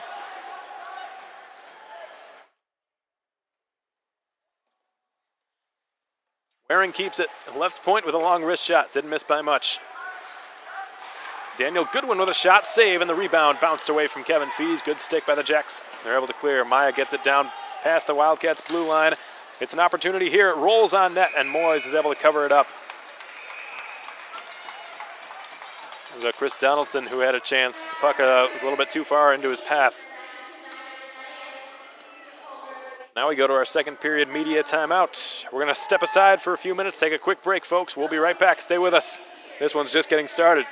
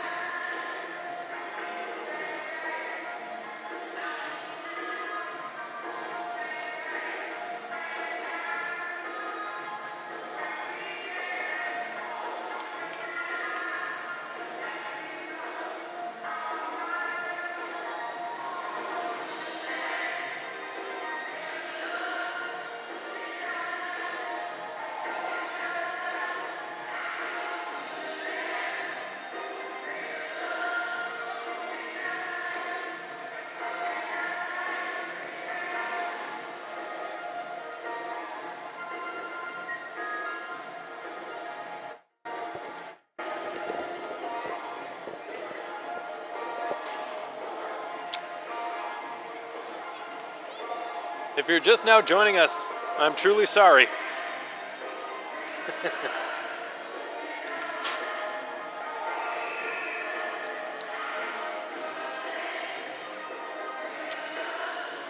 Wildcats fans over the last 2 years are not used to seeing games like this, that's for sure. They're used to the scoreboard being flipped. Right now it's 4-1 Odessa. And they're used to their Wildcats players, for the most part, just turning the other cheek. Odessa has just iced the puck. So 6.5 showing in the second period. 4-1 your score. Players on both sides in this game have done anything but turn the other cheek. I said it earlier, you would think that these two squads have been playing against each other for years, and although the teams have, the players have not. Most of the players on both teams are new. Wraparound attempt, diving save, no, it's in! The Wildcats have scored! Flackney nearly stopped it, Tilley punched it home, and the Cats have cut the Jackalopes' lead to 2.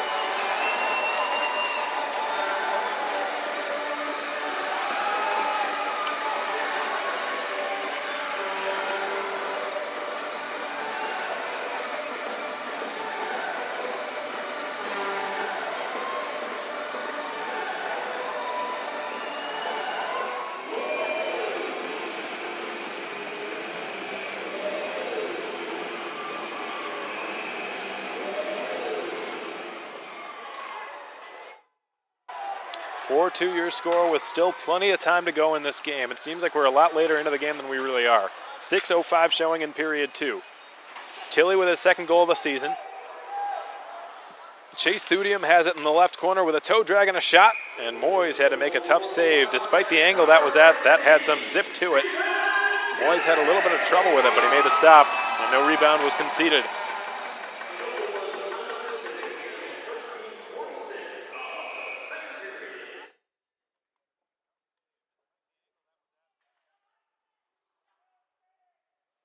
Offensive zone face-off for the Jacks. Cooper Zek goes point-to-point, cross ice now for Thudium with a shot. Rung it well wide on the left post, and the Cats able to bounce it back out to center. And Chase Thudium is on it. Cooper Zek flies it out in the direction of Chris Donaldson, who lost it to Jonathan Waring. Waring turns up ice, gains the blue line, stick handles nicely, lost it into a pair of Odessa skates. Here comes Thudium, alternate captain, turns on the Jets down the right wing side. Crisscrosses his way into the offensive zone, shot by Poindexter, covered up in the blue paint by Evan Moyes.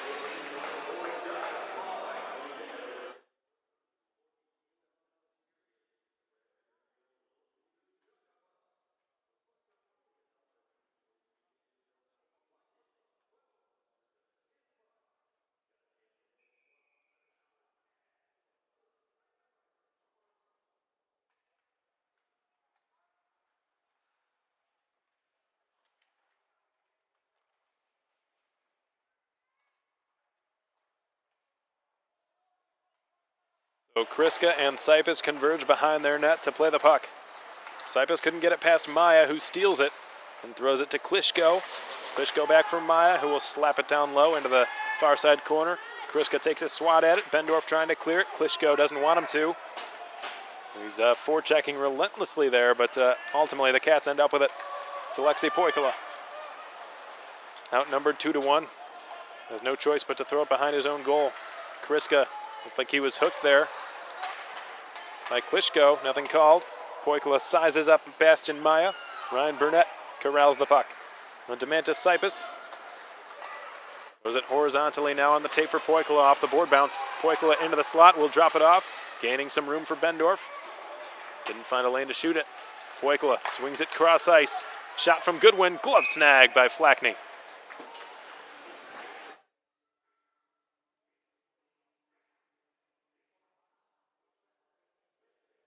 Goal scored by Stephen Tilley was unassisted. That wraparound shot.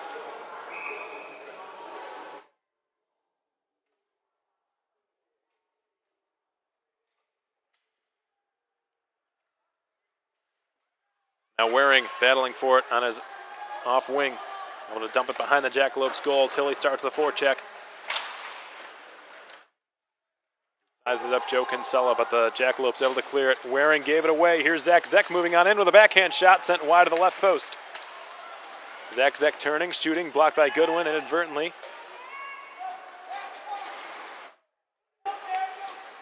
Goodwin will slide it on out past the Wildcats logo.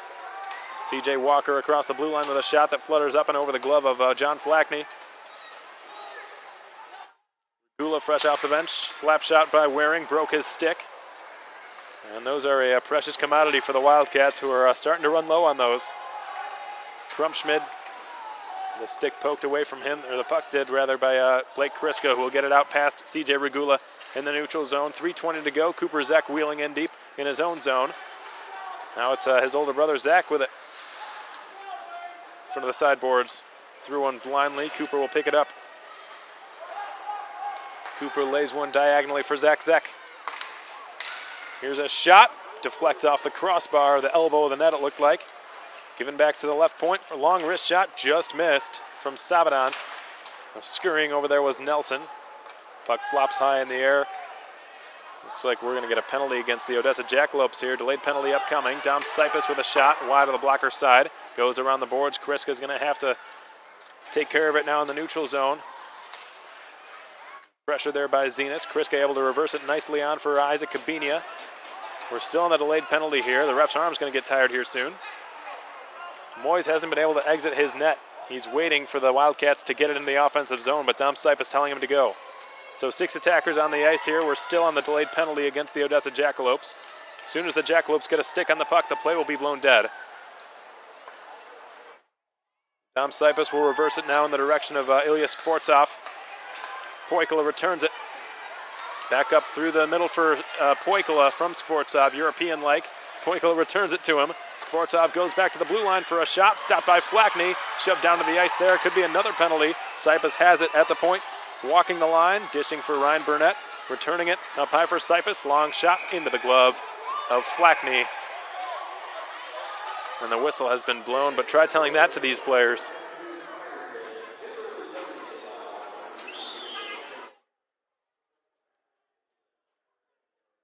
Cats back to the Starbright Cleaners power play here.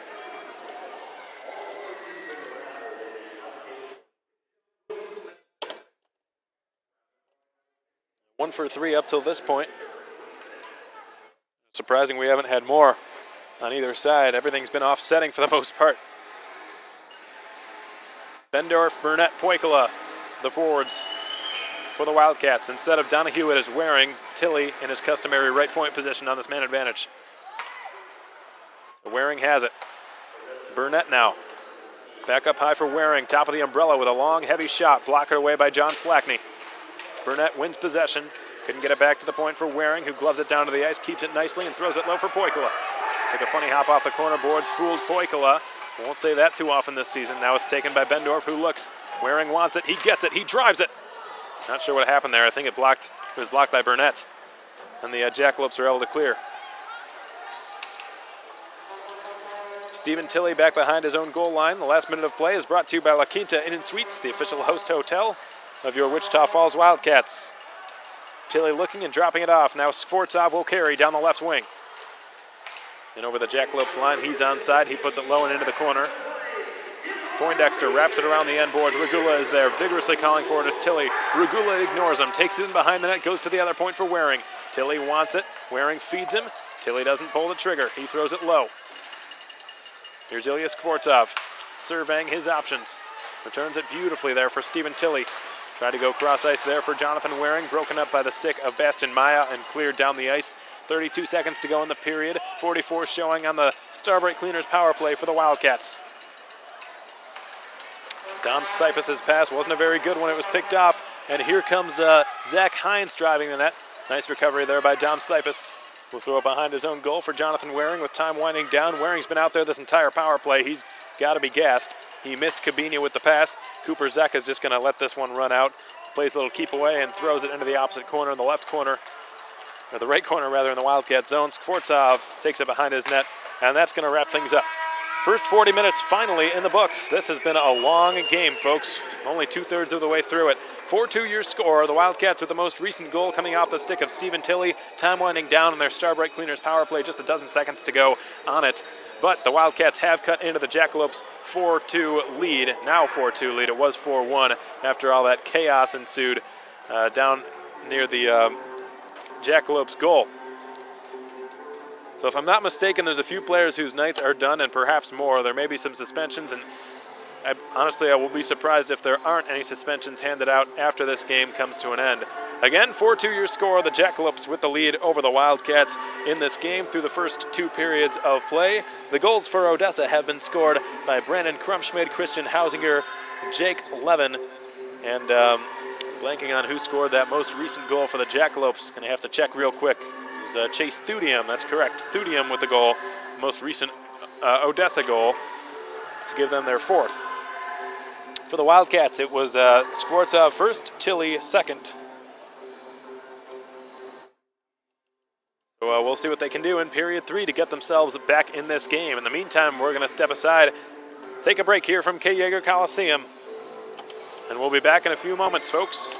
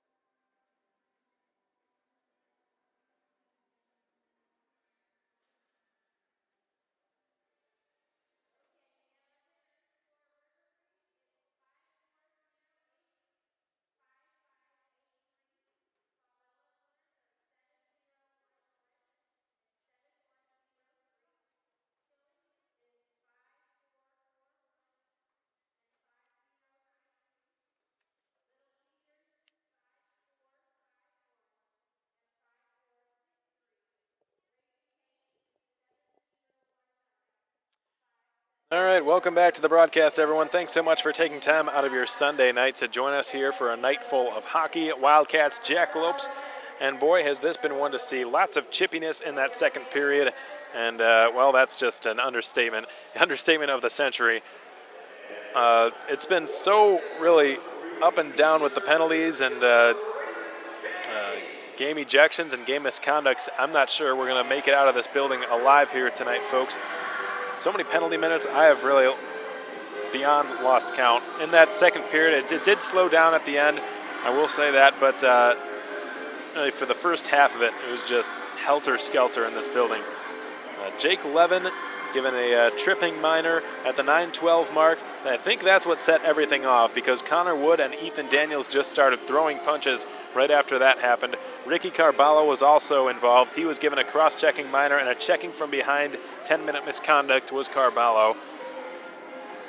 So Daniels and Carballo given misconducts for the Wildcats. That's not even mentioning the fight between Seamus Donahue and Riley Bichard just 2 minutes before all that unfolded, less than 2 minutes. So all of these things happened within such a quick time span. Clearly there was something that was sort of culminating and growing on the players and their tempers, and well, they didn't pull their punches one bit. They let it all out on the ice. So Daniels, Carballo, and Donahue for the Wildcats given misconducts. Bichard, Wood, and Levin for the Jackalopes given misconducts. And there were offsetting slashing minors as well between Nick Klishko and Ilya Skvortsov, all in that second period alone. And that's not to say the first period was all fine and dandy. There was a lot of chippiness in the first as well, just not quite to the extent that there was in that second. There has been a lot of stuff that's gone uncalled because if the officials were calling everything in this game, there'd be nobody left. There'd be nobody on the benches right now. Just about every single one of these guys, even Alexei Poikala, probably one of the cleanest players you'll see out there. Just a class act on and off the ice. One of the quietest people I've ever met, by the way. Even he's getting involved. Even he's getting scrappy. And that says a lot. So nobody's holding back in this one. As for the score, it's 4-2 in favor of the Odessa Jackalopes. Looks like the clock is frozen at the 13:01 mark. So I'm sure we've got quite a bit less time than that remaining before the third period is brought your way, and who knows what the third period will bring your way. For the Jackalopes, it presents the opportunity to defeat the Wildcats in this building for the first time in over 2 years. They haven't won here since September of 2014, so the Jacks can return home to Odessa tonight, having been successful in this building for the first time in years, so I'm sure that's what's on their mind, what they're hoping to do. That'd be huge for them, obviously, for a big confidence booster coming into this building, a very difficult building to play in for all teams, not just the Jackalopes. Everyone struggles when they come to Wichita Falls, but something else lies at stake here tonight, folks. The Wildcats haven't lost a game in regulation here, discounting preseason games, of course. They have not lost a game in regulation time since December 19th, 2015. That's the last time they were defeated in this building without overtime being required. The Jackalopes could be just 20 minutes away from being the first team to do that in 10 months.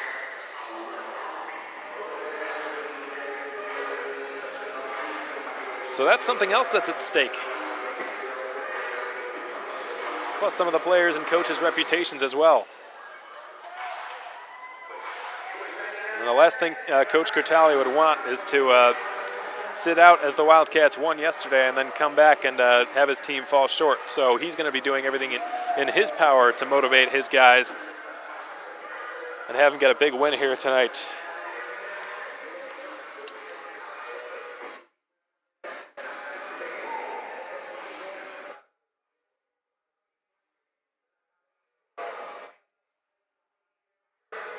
In the standings, the Amarillo Bulls still with the first place title in the South Division with 11 points, 5-3-1 their record. Despite getting annihilated yesterday by the Topeka Roadrunners, they still have that first place spot. The Lone Star Brahmas shortly behind them, just 1 point shy. 5-2, the Brahmas record. The Wildcats tied with the Lone Star Brahmas, but Lone Star with 2 games in hand, soon to be 3 games in hand. If the Cats, however, do take a point out of this game, they will pass Lone Star and be tied with Amarillo for the first place spot in the division. As for the Odessa Jackalopes, they are in 6th place, tied for 6th place with the Corpus Christi Ice Rays. Boy, what a tough division this is going to be this year, folks. I mean, there are just no easy games anymore. The Ice Rays, a team that looked very much improved from my vantage point when I watched them when they played here in Wichita Falls. And September 15th, 16th, and 17th in that 3-game homestand prefacing the showcase, they looked like a team on a mission. They looked like they were a very more sort of a fresh team, a more offensive-minded team, more willing to create and generate offensive scoring opportunities themselves as opposed to playing the trap game in the neutral zone waiting for opposing mistakes. So they're a lot more proactive this year, I think, and a lot of credit has to be given to their new head coach, Brad Flynn. And they're right now tied with the Jackalopes, who've had a pretty good start to their season, tied for last place in the South. So it's going to be so competitive this year, folks. I can't wait. It's going to be one heck of a season. It's going to be one you're going to want to follow all the way till the end, of course, until the playoffs. Who knows who's going to represent the South, by the way. That's a long way down the road, obviously. But if you had to pick the division winners, each division's representative in the Robertson Cup semifinals for the 2017 playoffs, I would think the South would have to be the hardest one to accurately predict. So many varying opinions. The Shreveport Mudbugs, the addition to the South this year, they're nothing to scoff at one bit. Especially with the intimidation factor when you go and play in that building. I haven't been there yet, but I've heard the stories, read up on it a little bit. They had nearly 3,500 people in attendance on their home opener against the Lone Star Brahmas this weekend. And players don't always say this, but it makes a huge difference to have a roaring crowd behind you and supporting you. So going to that building as the visitors, as the aliens, certainly won't be easy taking 2 points when you go out to visit Shreveport, which the Jackalopes will be doing, by the way, next weekend, if I'm not mistaken. And 2 other times this season they'll be paying a visit to Bug City. The Wildcats only go there twice, so that's probably fortunate for them, though I am very much excited to see the city of Shreveport. Don't think I've ever even been to Louisiana, but heard good things about the town. I've heard it's quite a neat place to go visit. So we're looking forward to it, but at the same time, maybe a little bit scared of what that rink might hold. For the road team. So right now the clock's showing 9 minutes. I'm sure it'll be less than that because the clock was frozen for quite a few minutes back at the 13:01 mark. So we're going to step aside real quick, right part of the game recap here from that second period, which will take me a while because, well, there were a lot of things that happened in that second period. So I'm going to go ahead and take care of that. When we come back, we'll have third period hockey for you. And who knows what else. Stay with us, everyone. This one's long from over.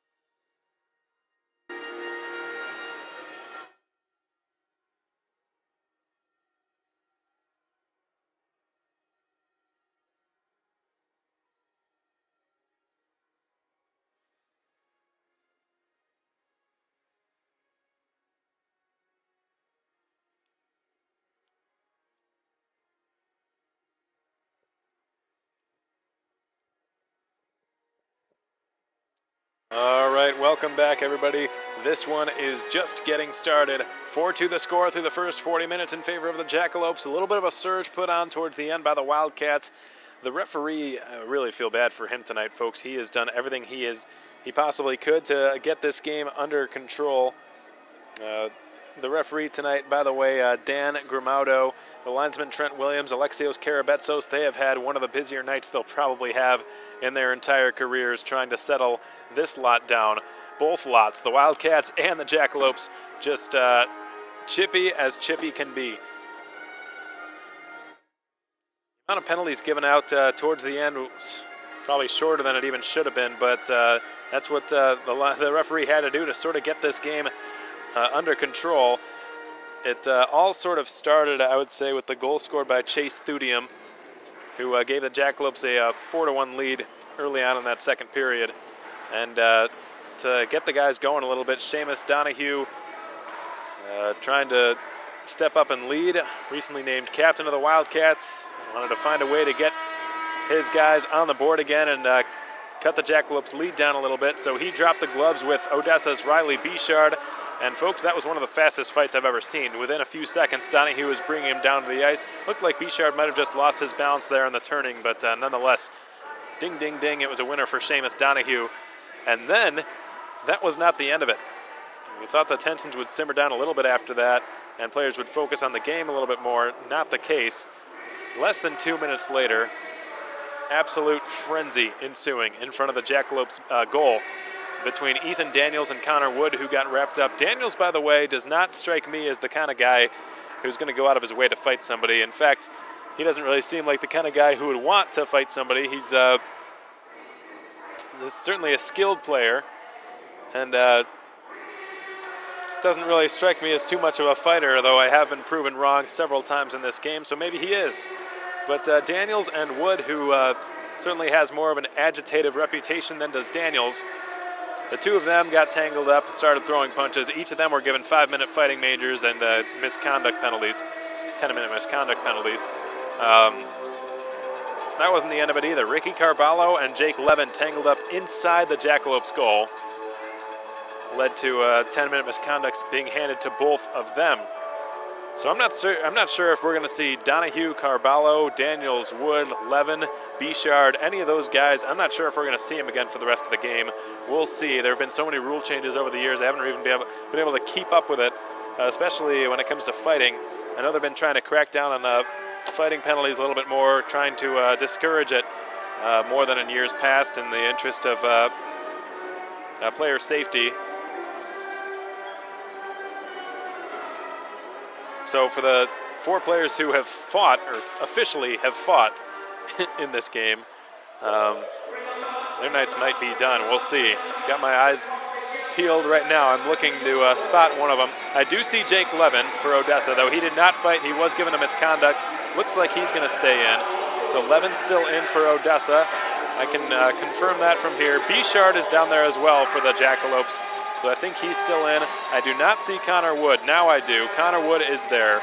So all 3 of the Jackalopes players who were given misconducts back on the ice to start this third period. As for the Wildcats, looking now, I believe everything was offsetting, so it should be the same way for the Wildcats.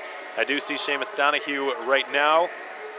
I've just spotted Ricky Carballo, and I'm sure Daniels is down there somewhere, Ethan Daniels. But everyone has to go straight to the box. Not sure if you can see that on your screen now, folks. Let me bear with me for a second, folks. I'm going to get the cameraman to zoom in over there.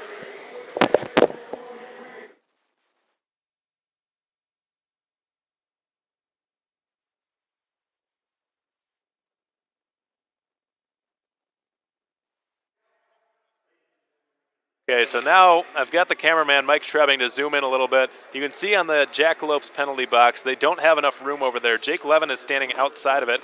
I don't think he's going to find a way to get into that penalty box. For whatever reason, the Wildcats box doesn't look quite as occupied. You know, it should be pretty even. One of those guys is going to have to stand in there. You can see it. Zach is in there. My goodness. Some people might have to crowd around the scorekeepers. I think the guys who are in the boxes, the off-ice officials in each penalty box, might have to step out into the middle there between the boxes to make some room for the players. I wasn't even thinking about that. Carballo's going to have to go in there as well, so there he goes. Ricky Carballo being escorted by one of the linesmen into the box.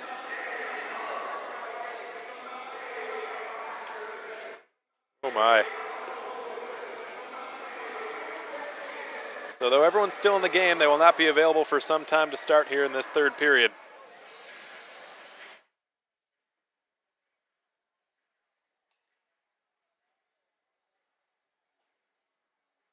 Wildcats with not much time left on their Starbright Cleaners power play. I'm only seeing 3 Jackalope skaters on the ice right now. I think Cooper Zeck might be getting some water from the bench. He's going to start this third period out.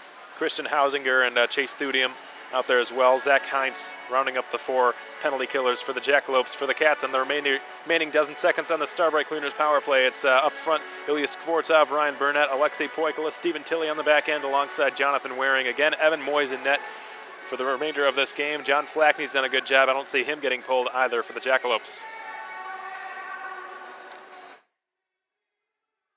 And lo and behold, we've got some discussions taking place between some of the players in the boxes and the officials. Fortunately, it looks like everyone was able to find a seat, although I do still see Jake Levin standing over there on the far left. Zach's having a word with Alexios Karabetsos and the referee Dan Grimaudo.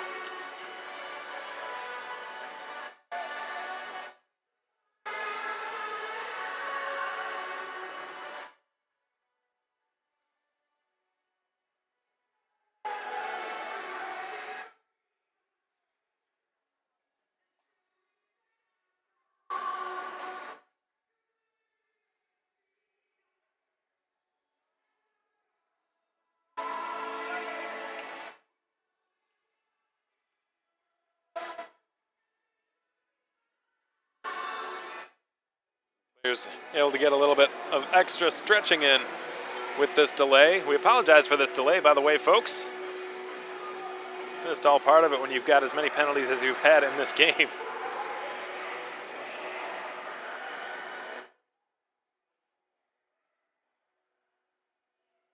These teams play each other several more times this season. Their season series of matchups just getting started this weekend. It's going to be a long season between these two heated rivals, no doubt about that. The Cats have played 8 games before this series started here this weekend. Nothing's come even close to this.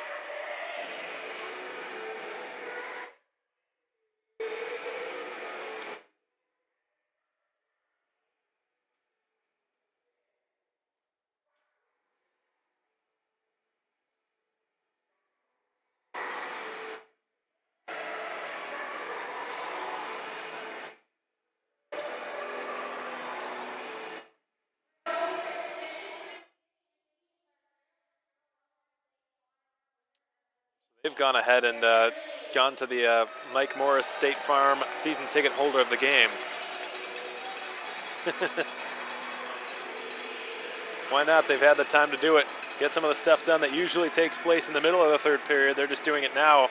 We're technically still in the second intermission here. Players just bagging a little bit around the ice right now. So once this puck drops, the Wildcats will just have 12 seconds remaining on their Starbright Cleaners power play, their 4th of the game. They are 1 for 3. The lone power play goal came off the stick of Ilya Skvortsov, which is his 2nd goal in as many games. 4-2 again your score in favor of the Odessa Jackalopes, whose goals have been scored by 2 defensemen, 2 forwards. Hausinger and Levin from the blue line, Thudium and Krumschmid from up front. For the Wildcats, Stephen Tilley and Ilya Skvortsov, who will both be on the ice to start this period, have put the puck in the back of the net. For Wichita Falls, Tilley off a wraparound and Skvortsov off a snipe from the right side circle. The second time an Odessa Jackalopes goaltender has been sniped by Skvortsov in this series. He's got the hot stick right now. Expect him to get a lot of ice time here in this third period in the interest of tying this game. Again, the Cats have not lost in regulation time in this building since December of 2015. The Jacks have not beaten the Cats in this building since September of 2014. A couple of big things at stake here tonight for the Wildcats.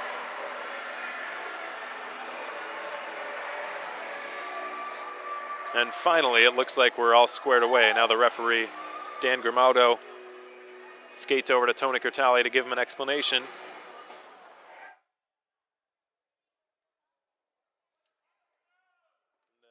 What might even make this worse is that it's a Sunday night, and the fans who are here, it's already, I see a lot of young Wildcats fans out in the crowd, which is always great to see, but considering it's a Sunday night, already now past 9 o'clock, the game probably won't be over till around 10 on a school night and on a work night. So again, this is not an ideal situation, but it was the best we could do. The fact that we had one of the most attended events in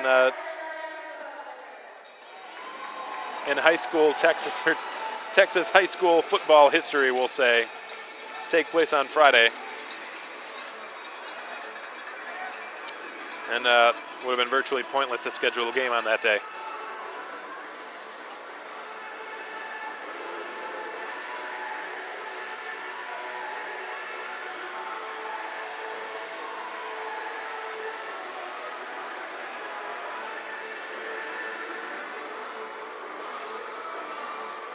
Poikala has been standing in the exact same spot for the last 5-10 minutes. He hasn't moved. He's ready to go. Nobody else apparently is.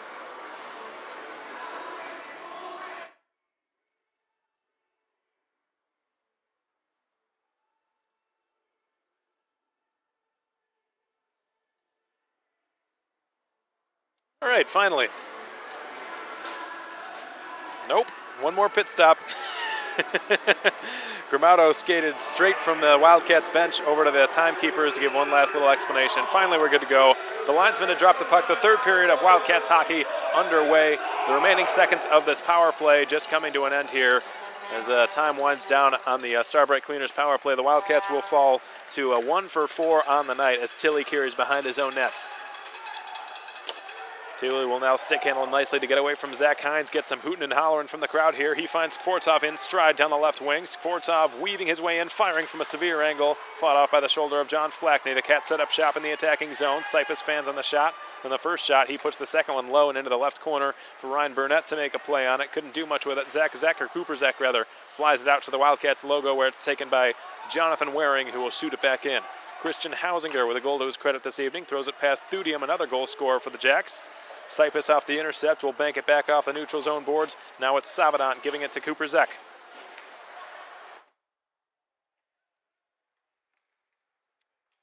Three Jackalopes defensemen have scored goals in this series. Surprisingly, Cooper Zek has not been one of them. His older brother Zach to go play it in the far side corner. Gets it low there for Zach Hines. Puck pushed ahead but not out. Good keep at the left point, but only temporarily. The Cats able to exit their zone.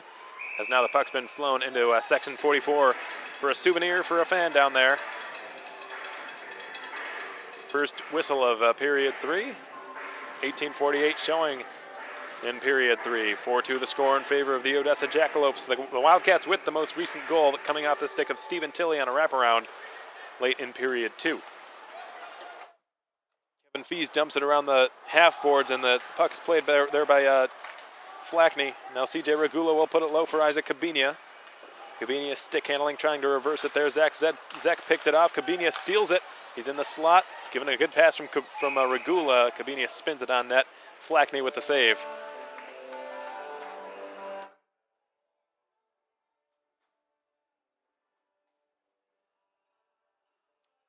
So I was just notified by our athletic trainer, Brian Deathridge, at the Zamboni is broken.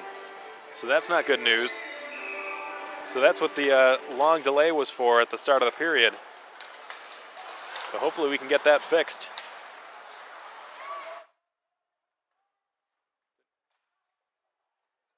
Wildcats and Jackalopes will be playing with some chippy ice here in the third period, it looks like, as a shot squeaks through Evan Moyes and into the net. It is Chris Donaldson with the goal as he carried it down the left wing side, forced it through Evan Moyes. The Jacks have regained a 3-goal lead, and it's 5-2 Odessa.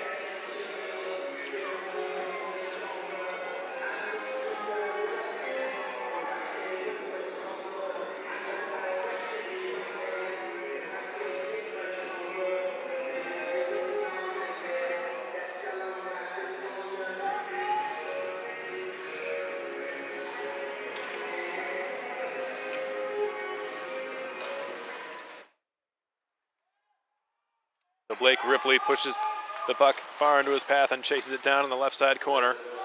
Goes around the end boards for CJ Walker, rather, aided by Stephen Tilley. Cooper Zek goes down. Roman Canal having to play on his off wing all night tonight due to the suspension to Ryan Orgel and the transfer issues we're having with Kareem Del Ponte. Donaldson stick handling 1v1 against Daniel Goodwin. We get a whistle and an offside as the shot is fired after the whistle. Tilley's not happy about it. Moyes unharmed by it, obviously, but still, it's the principle that matters. I didn't really see any malcontent there. It just looked like a shot that coincided with the blowing of a whistle. 5-2 your score. This game has been more lopsided than it might suggest, but the score is the score. It's 5-2. Bendorf picks up the Alexei Poikula face-off win, and now Donahue will throw it up ice for Ryan Burnett, who chips it past Savadant. Savadant will take Burnett into the corner. Bendorf scrapping for it, wins it from Zach Zek, and he looks. Bendorf to Waring, who drives it. Seen all the way there by Flackney, who made the stick save. Burnett crunched up by Savadant, who will be able to clear. Finds Hausinger. Nice pass up ice, nearly had Krumschmid breaking. Nearly a breakaway there from Krumschmid. Puck just missed his stick with the pass. Puck deflects on goal and into the net. Christian Hausinger fired it. It was deflected inadvertently by Alexei Poikula through the 5-hole of Evan Moyes. An unfortunate bounce for the Jackalopes, and now they lead 6-2.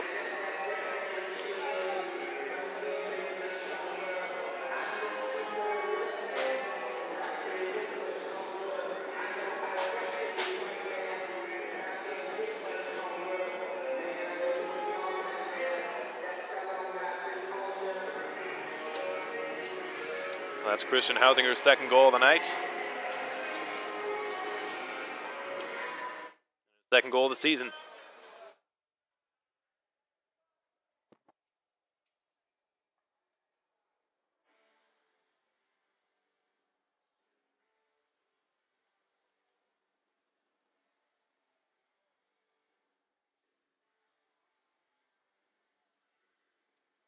So 6-2 now your score. The Jackalopes are really trying to put the nail in the Wildcats' coffin here. They've scored 2 unanswered in just 3 minutes here in this third period.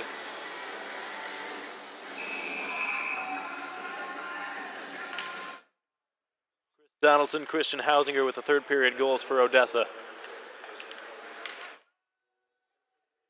Bastian Maya lost it to Blake Kriska.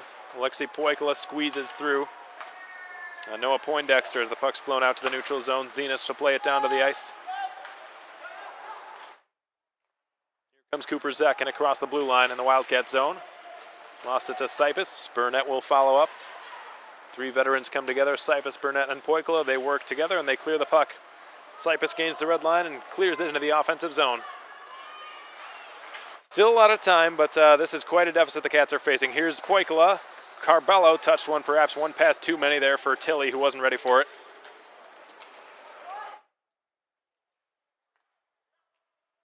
Joe Kinsella flies it up ice there for Cooper Zek, who will drop it off. Wrist shot, misses glove side on Evan Moyes. And Daniel Goodwin will start the rush back into the Jackalope zone. We'll filter it through Klitschko. Tries to go in deep. Maya banks it around the wall. Klitschko is there, and he finds a teammate in stride there in Trevor Zenas, who will skate it out to center. Zenas puts it low for Klitschko to play it in the left side corner in the Wildcat zone.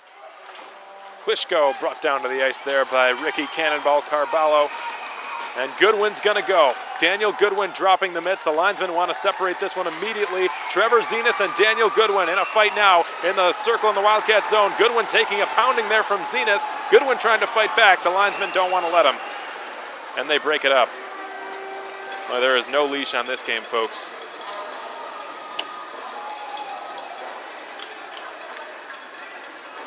This is the third recorded fight of this game. Goodwin and Klitschko. Or Zenas, rather, Trevor Zenas.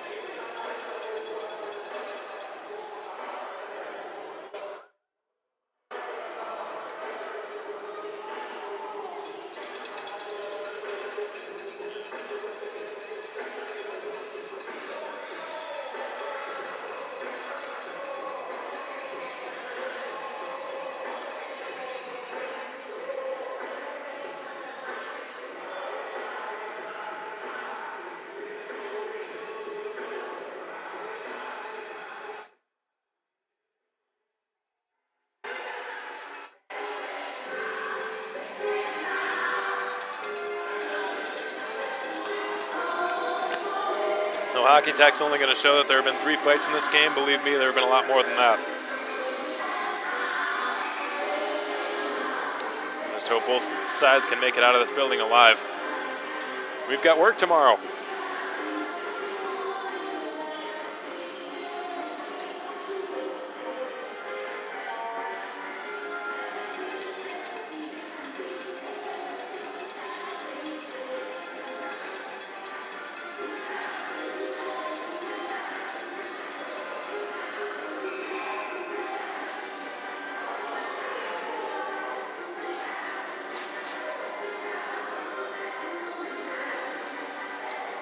Without question, this is the biggest beating the Wildcats have taken this season, the most goals they've conceded in a single game. No doubt about that.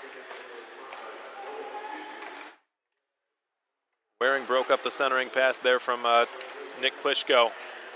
Waring throws it up the right wing, hoping to get it to Carballo. Skvortsov pries it loose and tries to center, broken up by a diving stick check made by Nelson. And then that's been knocked off again. Tilly thinks he was pushed into it.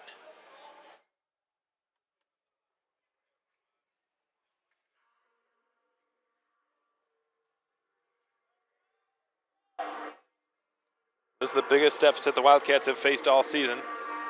And they've got 15 minutes and 22 seconds to try to chip away at it one by one. That's got to be the message. Focus on the next goal here.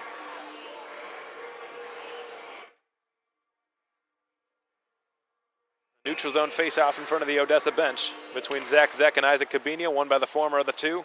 Hausinger swings it to Cooper Zek, now up for Hausinger, or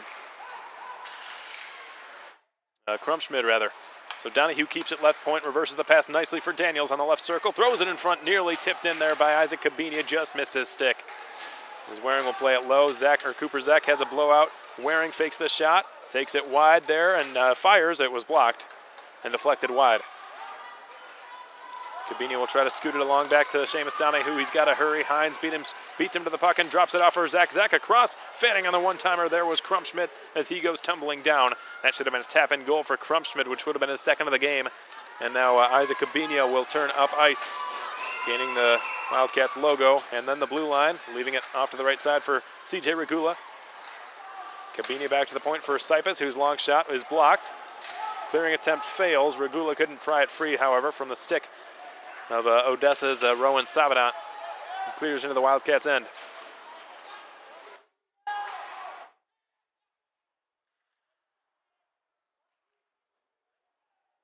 Thrown back in below the Jackalopes goal line, where it's left by Flackney.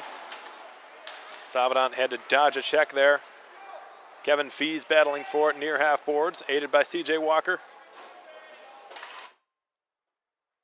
Bastian Maya shovels one out to center. The Jacks fly it in. Moyes with a stick save from the neutral zone shot.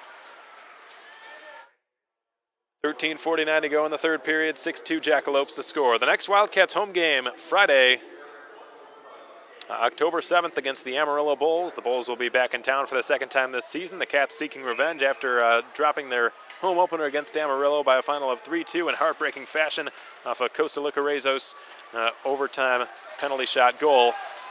So the Cats and the Bulls are the rematch on Friday night. And don't forget, for you Wildcats fans out there who might be able to attend, for the first 1,500 fans through the door, we're going to be giving away a free team poster sponsored by Parkway Grill. It's got a team picture, it's got a calendar. So come on out to K. Yeager Coliseum for some Wildcats Bulls hockey. Here comes Connor Wood. Wide down the right side, centers for a shot, and a pad save is made by Evan Moyes with a big save on Riley Bichard. He and Wood set Bichard up. Both of them fought earlier in this game. So Blake Ripley has it now as he emerges up with it through center. We'll fly it in, head to the bench for a line change. The Berndorf line back out there. Poikila, Burnett, Bendorf. Poikila has it out at center. Drops it on off for Seamus. One up ice. It's picked off. Poindexter for Cooper Zek. Slaps it now to the right wing side for Chase Thudium.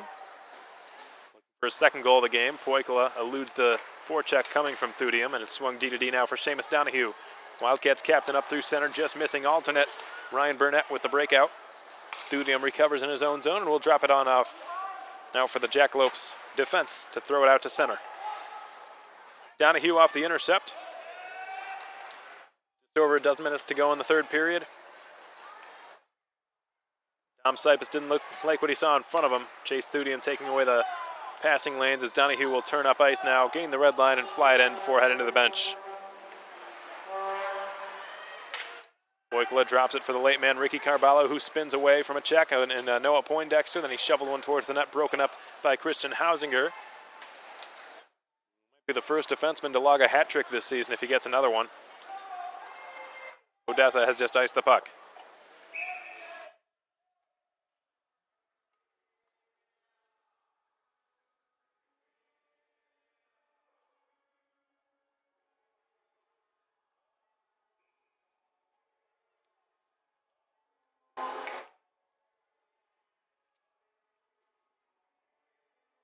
The Wildcats have scored 6 goals in a game this season, just once, but they've never conceded 6. Skvortsov has it, the net's been knocked off, the ref sees it, and he blows the whistle.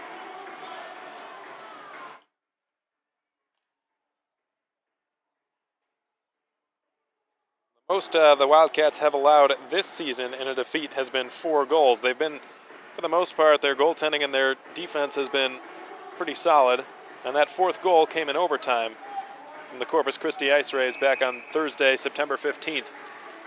That David Thompson power play blast. This has been a disastrous game defensively for the Wildcats, you could say. Ryan Orgel cannot return soon enough. Here comes Ryan McKellar with a burst of speed and a shot, kicking out the left pad, making the save, Evan Moyes. Here comes Skvortsov on the counterattack. Couldn't make a play. Had his pocket picked from behind there by Klitschko. Here comes Bichard with a shot that was blocked. Following up there and sending it wide was Ryan McKellar. Ends up on the stick of Carballo, who will advance it out to the linesman. Got in the way of the play a little bit. Bichard has it in front of the Wildcats penalty box.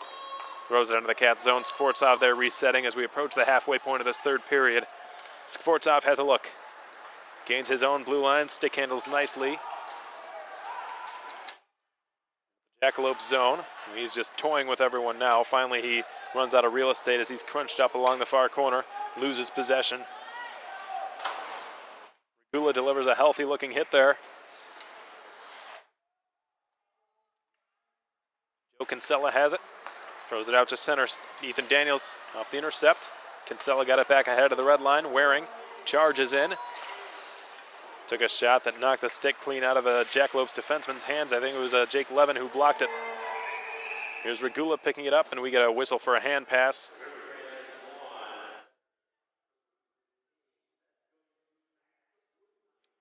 Wildcats back the blue jersey night, sponsored by Raising Cane's, Parkway Grill, North Texas Ophthalmology Associates, Castaway Cove, Little Caesars, Texas Roadhouse, and Louisville Autoplex. Thank you so much to all 7 of those sponsors who have so graciously agreed to present Back the Blue Jersey Night Saturday, October 15th. Don't forget to wear your blue or Back the Blue t-shirts, which are available at the Roar store here at K. Yeager Coliseum. The Wildcats will also be wearing custom Back the Blue jerseys in support of local law enforcement. Here's Hines charging the net, centering. Missed Crumpschmid with the pass, and we get a whistle. The net's been knocked off its pegs once again.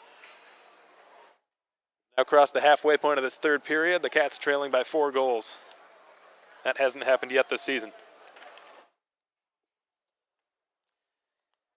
And it looks like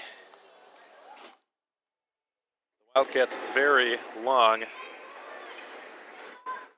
streak of getting at least a point in every single home game since December 19th. Looks as though that will be coming to an end tonight. Maya tried to center there for Ryan McKellar. The play is broken up nicely by Kevin Fees and sent out to the right wing side for C.J. Walker. He chips it in. McKellar back to retrieve it for Odessa. Connor Wood swaps places there with Noah Poindexter. Nearly too many men on the ice. The Jacks get away with it. Cooper Zek lost it.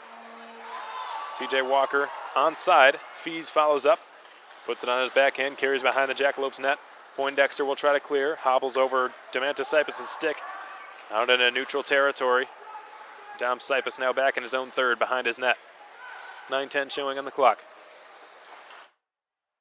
Odessa with a 6-2 lead. Their goal scorers tonight, they've had 5 of them. Christian Hausinger with the 2 goals, Jake Levin with 1, Crumpschmid with 1, Donaldson and Thudium also with 1 for the Jackalopes. For the Wildcats, Skvortsov and Tilly.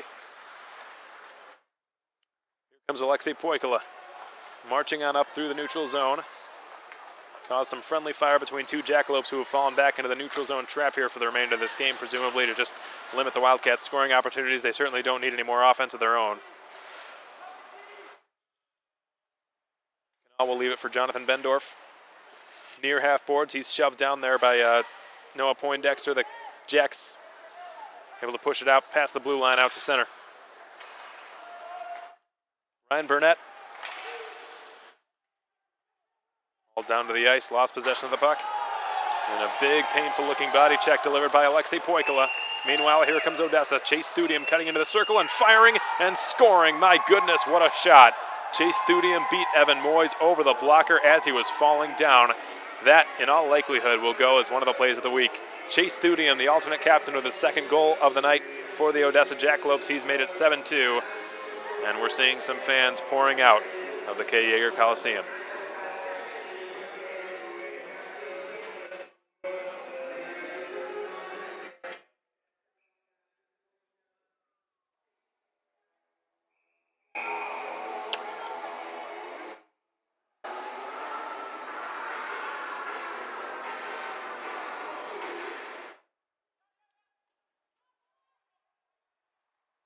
Without question, this has been the most disappointing performance the Wildcats have put on home ice in the 2016 annual year. No doubt about it.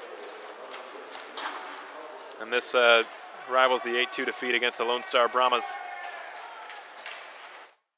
the day before the Christmas break. You gotta give credit to the Odessa Jackalopes. We knew they were gonna come out hard today. After being defeated, it's always easy to expect a team, especially on the road after being defeated, to come out the next day and fight hard.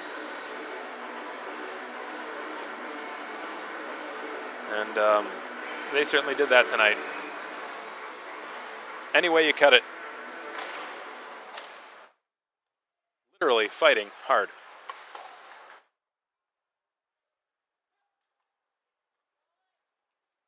Quiet as I've heard this rink this season. And we're gonna whistle, I think, for a hand pass.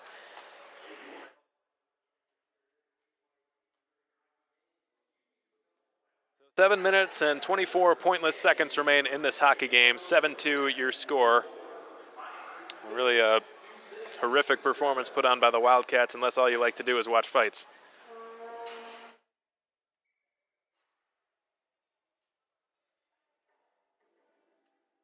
If that's what you enjoy, then you got your wish here tonight, but that's about all. If you're a Jackalopes fan, however, I know there are still I'm sure, some of you out there, you've got to be happy with this win. Just all in all, a very strong performance from several of the Jackalopes players. Chase Thudium with a really great game. From the blue line, excellent game, I thought, from Jake Levin, Christian Hausinger.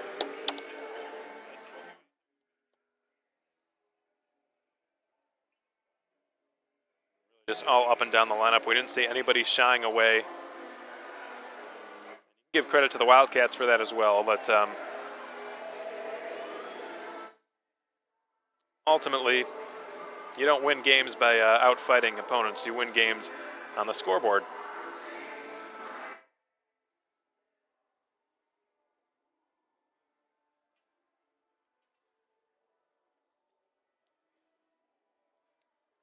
Somehow, the Cats have outshot the Jacks in this game. Pardon the cliche, but sometimes quality matters more than quantity. That's been the issue.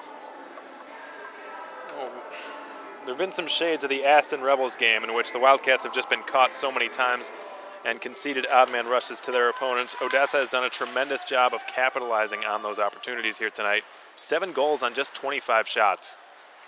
And there were games against Amarillo last year where the Wildcats would put up nearly 60 shots and Anton Martinson would stop 57 of them. That's just the way the Amarillo Bulls played. They would give you the outside and let you shoot. The Wildcats don't really do that. 25 shots on goal, the Jackalopes with 7 goals. The goaltending tonight, absolutely, it has struggled.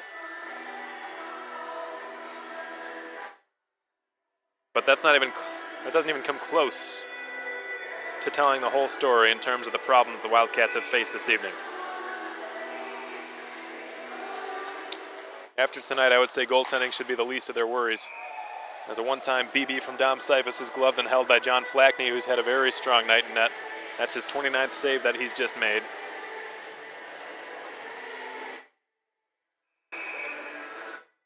Kind of tip your hat to the fans remaining here at K. Yeager Coliseum. Trying to get what they paid for. 7 minutes remain. They know that Cats won't be coming back from this deficit, but still enjoying the rest of some Sunday night hockey, even though I'm sure many of them have work tomorrow and many have school tomorrow. Long wrist shot from Roman Canal didn't get through traffic. This might go down as the longest game play that didn't require overtime. I'm sure there's probably really no way to measure that, but be hard pressed to think of another, with all the delays we've had, not just with the penalties and the fights, but also with the Zamboni and the discussions between the referee, the officials, and the timekeepers and the coaches, the ice issues, you name it. Just a good thing that this game isn't close and isn't in the playoffs and isn't going to overtime on a Sunday night. I remember last year in Topeka, the longest game in Wildcats history, that went to double overtime. It was finally ended by an Andre Paisan goal. He scored off the carom, off the backboards, to give the Wildcats the 2-1 victory over the Topeka Roadrunners. And would propel them to the Robertson Cup semifinals for the first time in franchise history. So those of you fans out there, Wildcats fans out there listening, hoping to hear some good news. We'll take you back to a good memory, good moment in Wildcats history. A goal which many believe to be the biggest, most significant goal in Wildcats history. And tell you what, folks, I'm one of those people. Did have several huge ones in the Robertson Cup semifinals. There's no doubt about it, against the Bismarck Bobcats. But none that were really as iconic, I don't think. One that comes to mind, Ryan Burnett's regulation goal, very late in regulation, albeit in the last 2 or 3 minutes, he scored a goal to give the Wildcats a 3-2 lead, which they would hold on to, but it just wasn't quite as exciting because of the overtime factor, because of the fact that the game wasn't at 11:30 p.m. at night, or whatever time it was, on a Monday night, mind you, in Topeka when Andre Paisan ended it. So, to me, I think that's probably the most significant goal in the history of the Wildcats organization. Not only was it so relieving and so refreshing to get that goal, but it propelled them to the Robertson Cup semifinals for the first time in franchise history. They played against the Bismarck Bobcats, who, by the way, they have had no problems defeating this season either. Their lone win at the showcase came against Bismarck. So Zach Zeck will rifle one just wide of the short side post, and Wilson rather, at the right point, keeps it, throws it down the wall, but it's picked off, and Levin will shovel it on back in. Jonathan Waring off the intercept.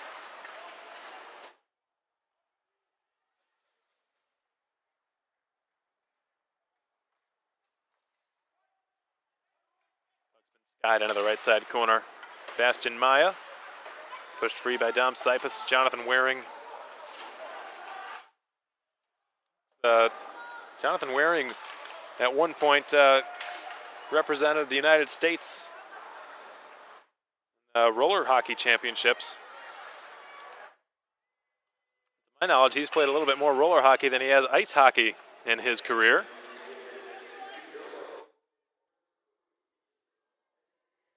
He picked up some flashy tricks there that had he played ice hockey his whole life, he may not have learned or even tried. But he's been able to translate them over onto the ice pretty well in a seamless transition. He's a very mobile and skilled defenseman, which is the kind of defenseman that the Wildcats want. But right now, it's been costly having guys like that who are taking chances and just getting beat left and right on odd man rushes.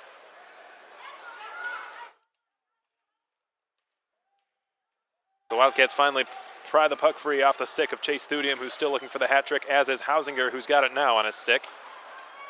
Hausinger flies one diagonally on the tape for Maya, who skates in, takes the shot. Glove saved by Moyes. Rebound punched away by Canal from Connor Wood, and the Cats able to clear just beyond their own blue line, where Cooper Zek takes control. Be interesting to see what the future holds for Cooper Zek. Very young defenseman. Last season, I believe, was the youngest player in the entire league. Just decommitted from Alaska Fairbanks the other day.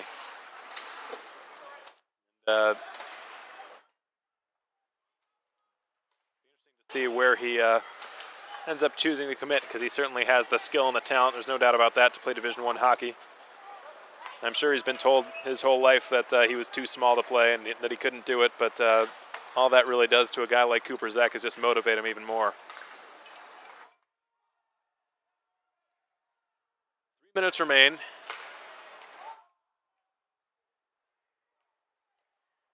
CJ Regula picks up the puck off the back check. He rolls on net. Moyes is going to cover it up.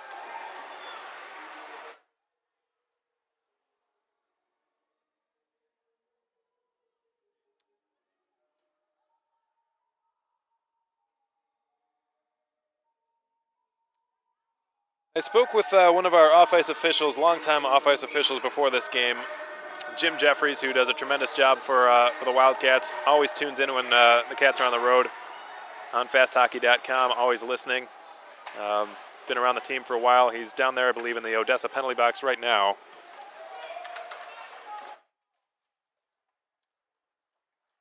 And he's somebody that's been around this team for so long that he can sort of accurately predict what he thinks is going to happen. Most of the time he's right. And today he was worried that the Wildcats would be taught a very harsh lesson and would be taught that lesson the hard way. He was hoping otherwise. He was hoping that they'd learn the lesson themselves and not have to learn it the hard way. Unfortunately, they will have to learn it the hard way. You cannot take a team lightly after winning the first game of a series, a home series or a road series, and expect to just lollygag your way through game number 2 after defeating them in game number 1 and expect to take the win. Tonight they seem to be more interested in fighting than playing, and as a result, we have the score that we do. 100 seconds. Fees off the intercept with a shot. Big blocker save made by Flackney to rob Kevin Fees of his first Wildcats goal.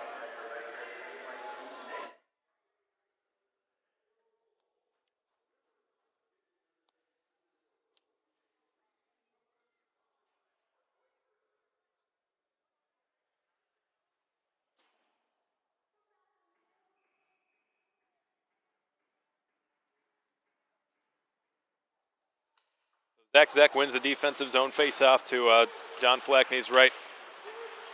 At this point, both teams just hoping to pad their stats a little bit here at the end of the game. The Wildcats are going to drop to 4-4-2 in the South Division standings. They will take no points from this hockey game, and for the first time in 2016, they will leave the K. Yeager Coliseum without taking at least a point in a game. And given how successful they've been in this building recently, folks, you would expect, okay, eventually the streak's going to end. Eventually the Wildcats will lose a game in regulation on home ice. This is not what we had in mind.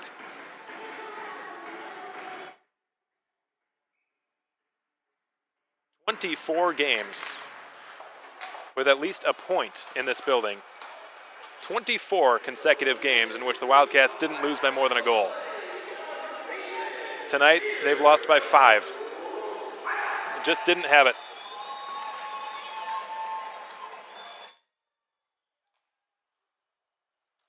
Tilly spins one on net, turned aside by Flackney.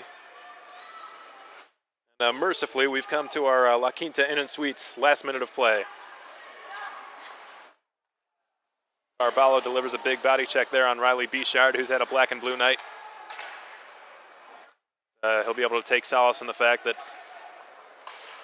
Jacks will head home back to West Texas on a 4.5 or so hour bus ride, victorious over the Wildcats for the first time in this building in over 2 years. September was the last time. September of 2014 was the last time the Jacks have won a game at all in this building until tonight. The horn sounds, and mercifully so. 7-2 the final. The Jacks with the victory over the Wildcats.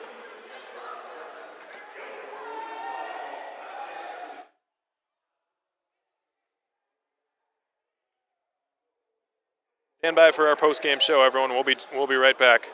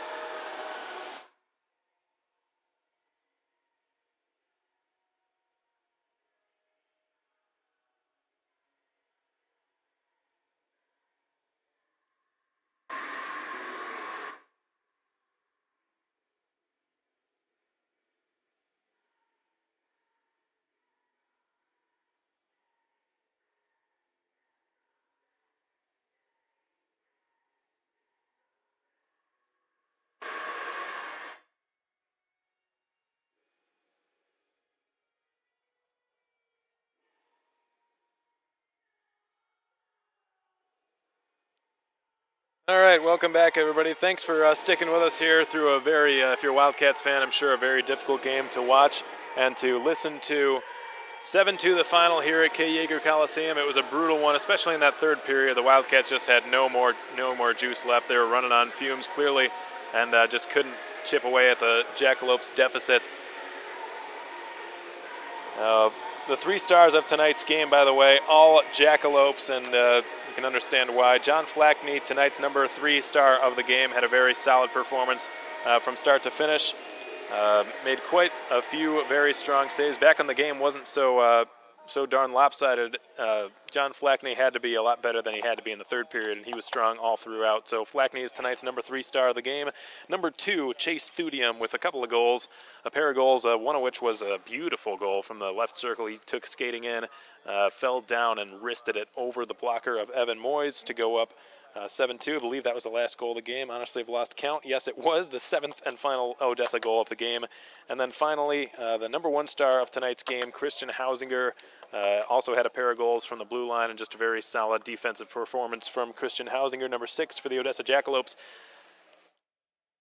Those are your Kona Ice 3 stars of tonight's game. It was not a good performance by the Wildcats. Really, from start to finish, they just seemed more interested in fighting than they did in playing, and that's why 7-2 was the final score. The Jacks were interested in fighting, certainly. You can see that by the 3 fights that they got into, but they were also interested in playing. They wanted to win. They wanted to come into the K. Yeager Coliseum and take home a couple of points from this building for the first time in over 2 years, and they did, and they deserved it. The Jackalopes deserve to get this win tonight. They're going to be headed home, riding high, sitting pretty.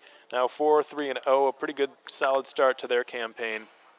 Got to give credit to to Greg Gatto and Odessa's assistant coach Mitch McLeod for not losing his composure through all the fights and all the madness that was going on, particularly in that second period. Odessa was the team which responded better after the fights went down. The Wildcats sort of lost their heads a little bit, lost focus on the ultimate prize, and 7-2 was the final as a result. 3 unanswered third period goals for the Odessa Jackalopes. We'll break down this game real fast, folks, and let you get going. We know it's a Sunday night. We know you've got to get ready to go to work tomorrow or school or what have you, but thanks so much for tuning in. Real quick, we'll break down this game and as quickly as we possibly can. Jake Levin got the ball rolling after he was fed a nice pass just after a short-handed rush. Jake Levin scored the goal. Nick Klitschko fed it across for him. Brandon Krumschmid would follow up just 2 minutes later, exactly 2 minutes later, for his first goal as a Jackalope. Answered 2 minutes after that by Ilya Skvortsov to make it 2-1. The Cats chipped away at the lead a little bit in the first, but then Christian Hausinger would score to go up 3-1 for Odessa. Chase Thudium made it 4-1, which is sort of what incited, which is sort of what incited all the madness and the frenzies taking place in the middle of period 2. 3 fights within minutes of each other. Ethan Daniels, Ricky Carballo, Seamus Donahue, all 3 of those Wildcats getting involved and being given 10-minute misconducts, each one of them. Stephen Tilley finally scored, so the fights maybe motivated the Wildcats a little bit, but after the second period was over, they just completely lost focus. Third period, it was all Odessa. The Cats unable to chip away at all to the 2-goal lead, which quickly became a 3, then 4, then 5-goal lead, which the Jacks would not lose from there as they cruised to a 7-2 victory here at K. Yeager Coliseum, taking their first win over the Wildcats in this building in over 2 years. So the Jackalopes with a 7-2 win, now 4-3 in the South Division. The Cats fall to 4-4-2. The next home game for you Wildcats fans this Friday, October 7th, against the Amarillo Bulls. Again, it's free Parkway Grill poster night, team poster night. Come on out and get your Parkway Grill sponsored team poster. We've got a 1,500 poster limit for the first 1,500 fans to come in through the doors. You'll be given a free team poster with a calendar and with players' pictures on it as well, team picture on it. So get your way on out here on Friday. We're going to have that one game on Friday night, nothing on Saturday, then a Saturday night game on Back the Blue Night the following weekend. Then we've got an off week on October 22nd, 23rd. In the meantime, Alex Von Coydel saying we hope you enjoyed the broadcast in spite of the outcome. For you Jackalopes fans tuning in, thanks so much. Hope I did a fair job in covering it. Sorry Cody Lefkowitz couldn't be here tonight, but it was a night that you would want to watch here on FastHockey.com if you're a Jackalopes fan. If you're a Cats fan, not so much. Hopefully next time against Amarillo, next Friday, there'll be a better result. Until then, have a safe rest of your weekend, and so long from K. Yeager Coliseum.